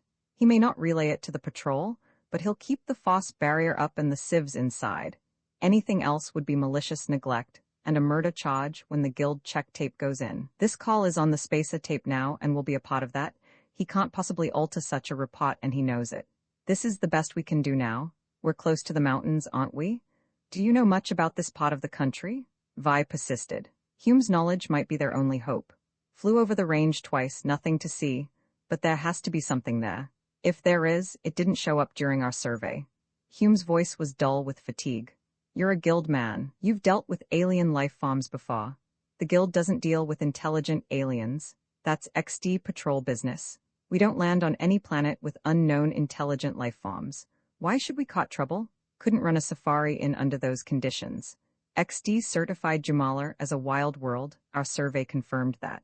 Someone or something landed here after you left? I don't believe so. This is too well organized an action, and since we have a satellite guard in space, any ship landing would be taped and recorded. No such record appeared on the guild screens. One small spacer, such as Was, could slip through by knowing procedure, just as he did. But to land all those beasts and equipment, they'd need a regular transport. No, this must be native. Hume leaned forward again, flipped a switch. A small red light answered on the central board. Radar one-off, he explained, so they wouldn't end up smeared against some cliff face anyway. Which was only small comfort amid terrifying possibilities. Hume had taken the precaution just in time. The light blinked faster, and the speed of the flyer was checked as the automatic control triggered by the one-off came into command. Hume's hands were still on the board, but a system of relays put safety devices into action with a speed past that which a human pilot could initiate. They were descending and had to accept that, since the one-off, operating for the sake of the passengers, had ruled that move best. The directive would glide the flitter to the best available landing. It was only moments before the shock gear did touch surface. Then the engine was silent. This is it, Hume observed. What do we do now? Vi wanted to know. Wait, for what? Hume consulted his planet time, watch in the light of the cabin. We have about an hour until dawn. If dawn arrives here at the same time it does in the plains, I don't propose to go out blindly in the dark. Which made sense. Except that to sit here, quietly, in their cramped quarters, not knowing what might be waiting outside, was an ordeal Vi found increasingly harder to bear. Maybe Hume guessed his discomfort, maybe he was following routine procedure. But he turned, thumbed open one of the side panels in Vi's compartment, and dug out the emergency supplies. Roman 9, they sorted the crash rations into small packs.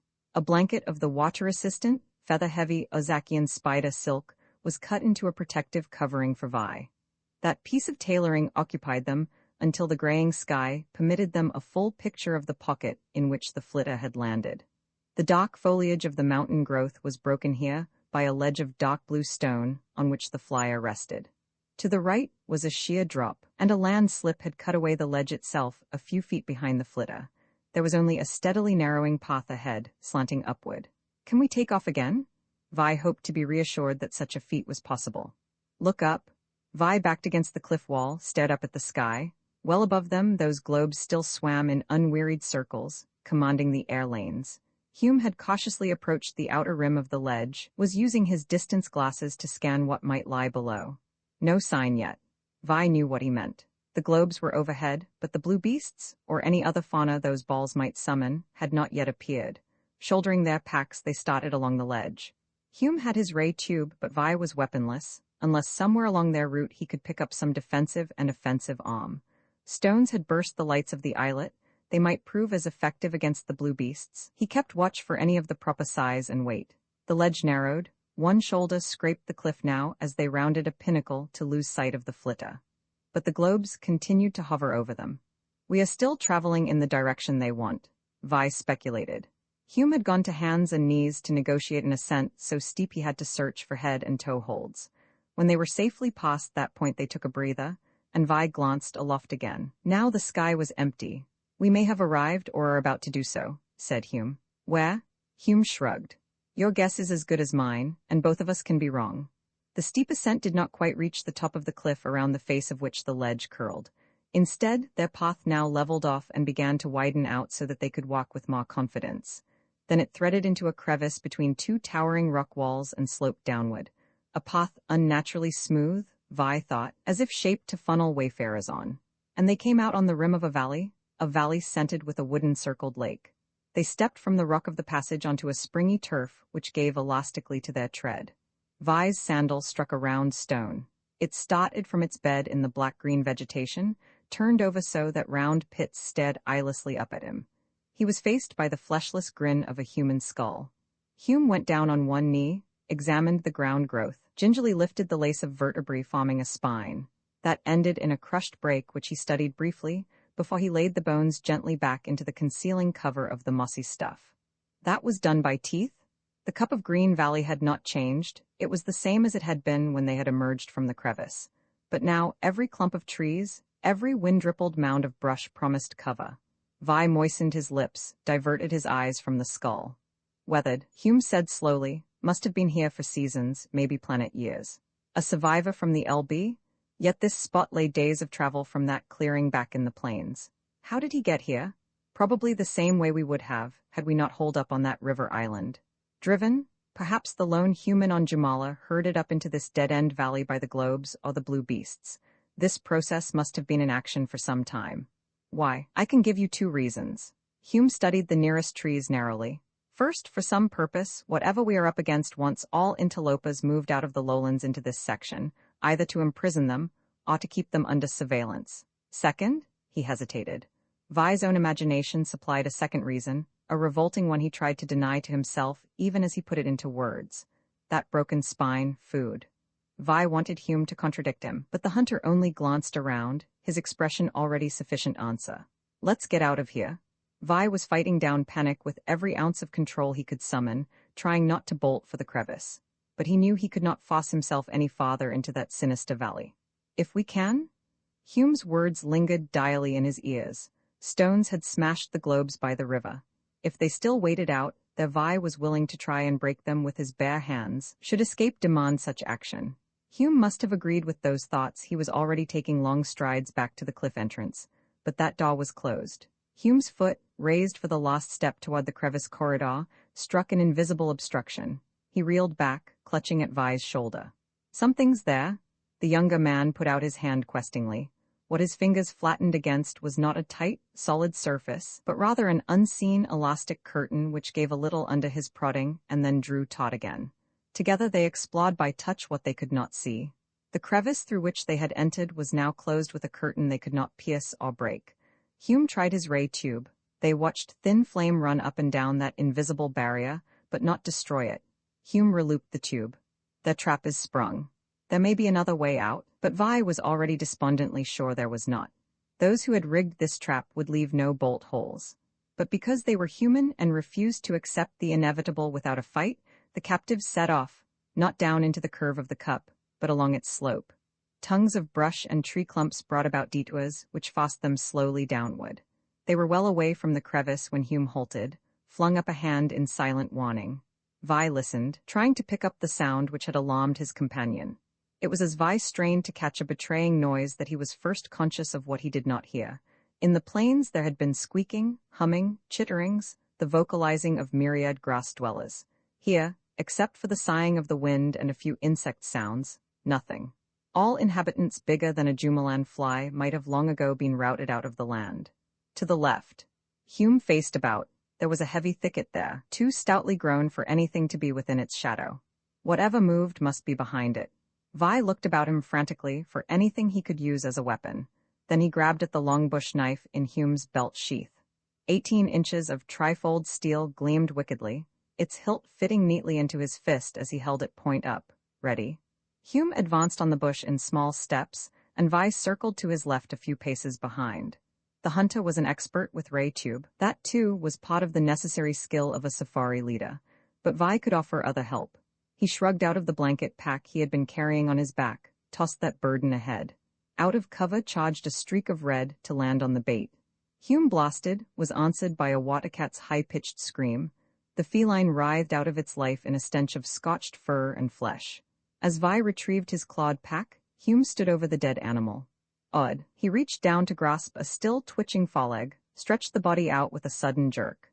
It was a giant of its species, a male, larger than any he had seen.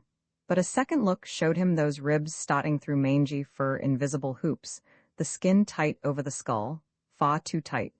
The watercat had been close to death by starvation.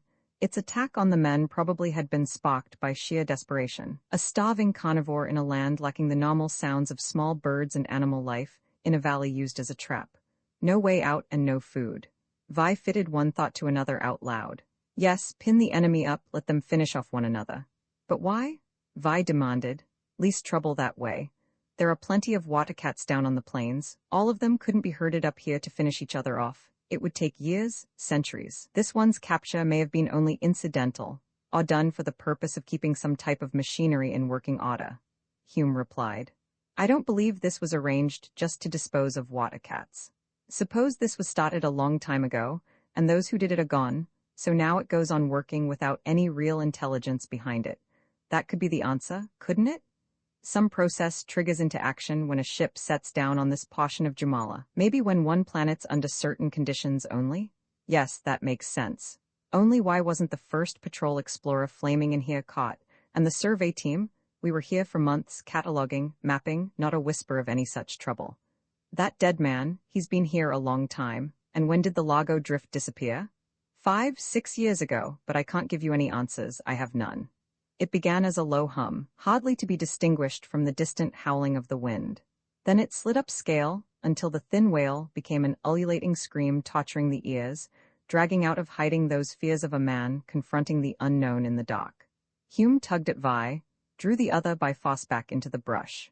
Scratched, laced raw by the whip of branches, they stood in a small hollow with the drift of leaves high about their ankles, and the hunter pulled into place the portions of growth they had dislodged in their passage into the thicket's heart.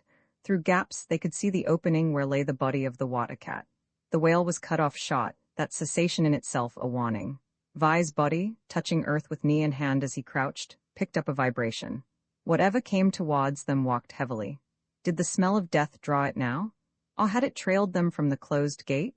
Hume's breath hissed lightly between his teeth. He was sighting the ray tube through a leaf gap. A snuffling, heavier than a man's panting. A vast blot, which was neither clearly paw nor hand, swept aside leaves and branches on the other side of the small clearing, tearing them casually from the shrubs. What shuffled into the open might be a cousin of the blue beasts, but where they had given only an impression of brutal menace, this was savagery incarnate. Taller than Hume, but hunched forward in its necklace outline, the thing was a monster, and over the round of the lower jaw, tusks protruded in ugly promise. Being carnivorous and hungry, it scooped up the body of the watercat and fed without any prolonged ceremony. Vi, remembering the crushed spine of the human skeleton, was sickened. Done, it reared on hind feet once again, the pear-shaped head swung in their direction. Vi was half certain he had seen that tube nose expand to test the air and sent them. Hume pressed the button of the ray tube. That soundless spear of death struck in midsection of that barrel body. The thing howled, threw itself in a mad forward rush at their bush. Hume snapped a second blast at the head, and the fuzz covering it blackened. Missing them by a precious foot, the creature crashed straight on through the thicket, coming to its knees, writhing in a rising chorus of howls. The men broke out of cover, raced into the open where they took refuge behind a chimney of rock half detached from the parent cliff. Down the slope the bushes were still wildly agitated. What was that? Vi got out between sobbing breaths. Maybe a guardian or a patrol stationed to dispose of any catch. Probably not alone, either. Hume fingered his ray tube, and I am down to one full charge, just one. Vi turned the knife he held around in his fingers, tried to imagine how one could face up to one of those tusked monsters with only this for a weapon. But if that thing had companions, none were coming in answer to its dying wails, and after it had been quiet for a while Hume motioned them out of hiding. From now on we'll keep to the open, better see trouble like that before it arrives, and I want to find a place to hole up for the night. They trailed along the steep upper slope, and in time found a place where a now dried stream had once formed a falls. The empty watercourse provided an overhang, not quite a cave, but shelter. Gathering brush and stones, they made a barricade and settled behind it to eat sparingly of their rations. Water? A whole lake of it down there. The worst of it is that a water supply in a dry country is just where hunters congregate.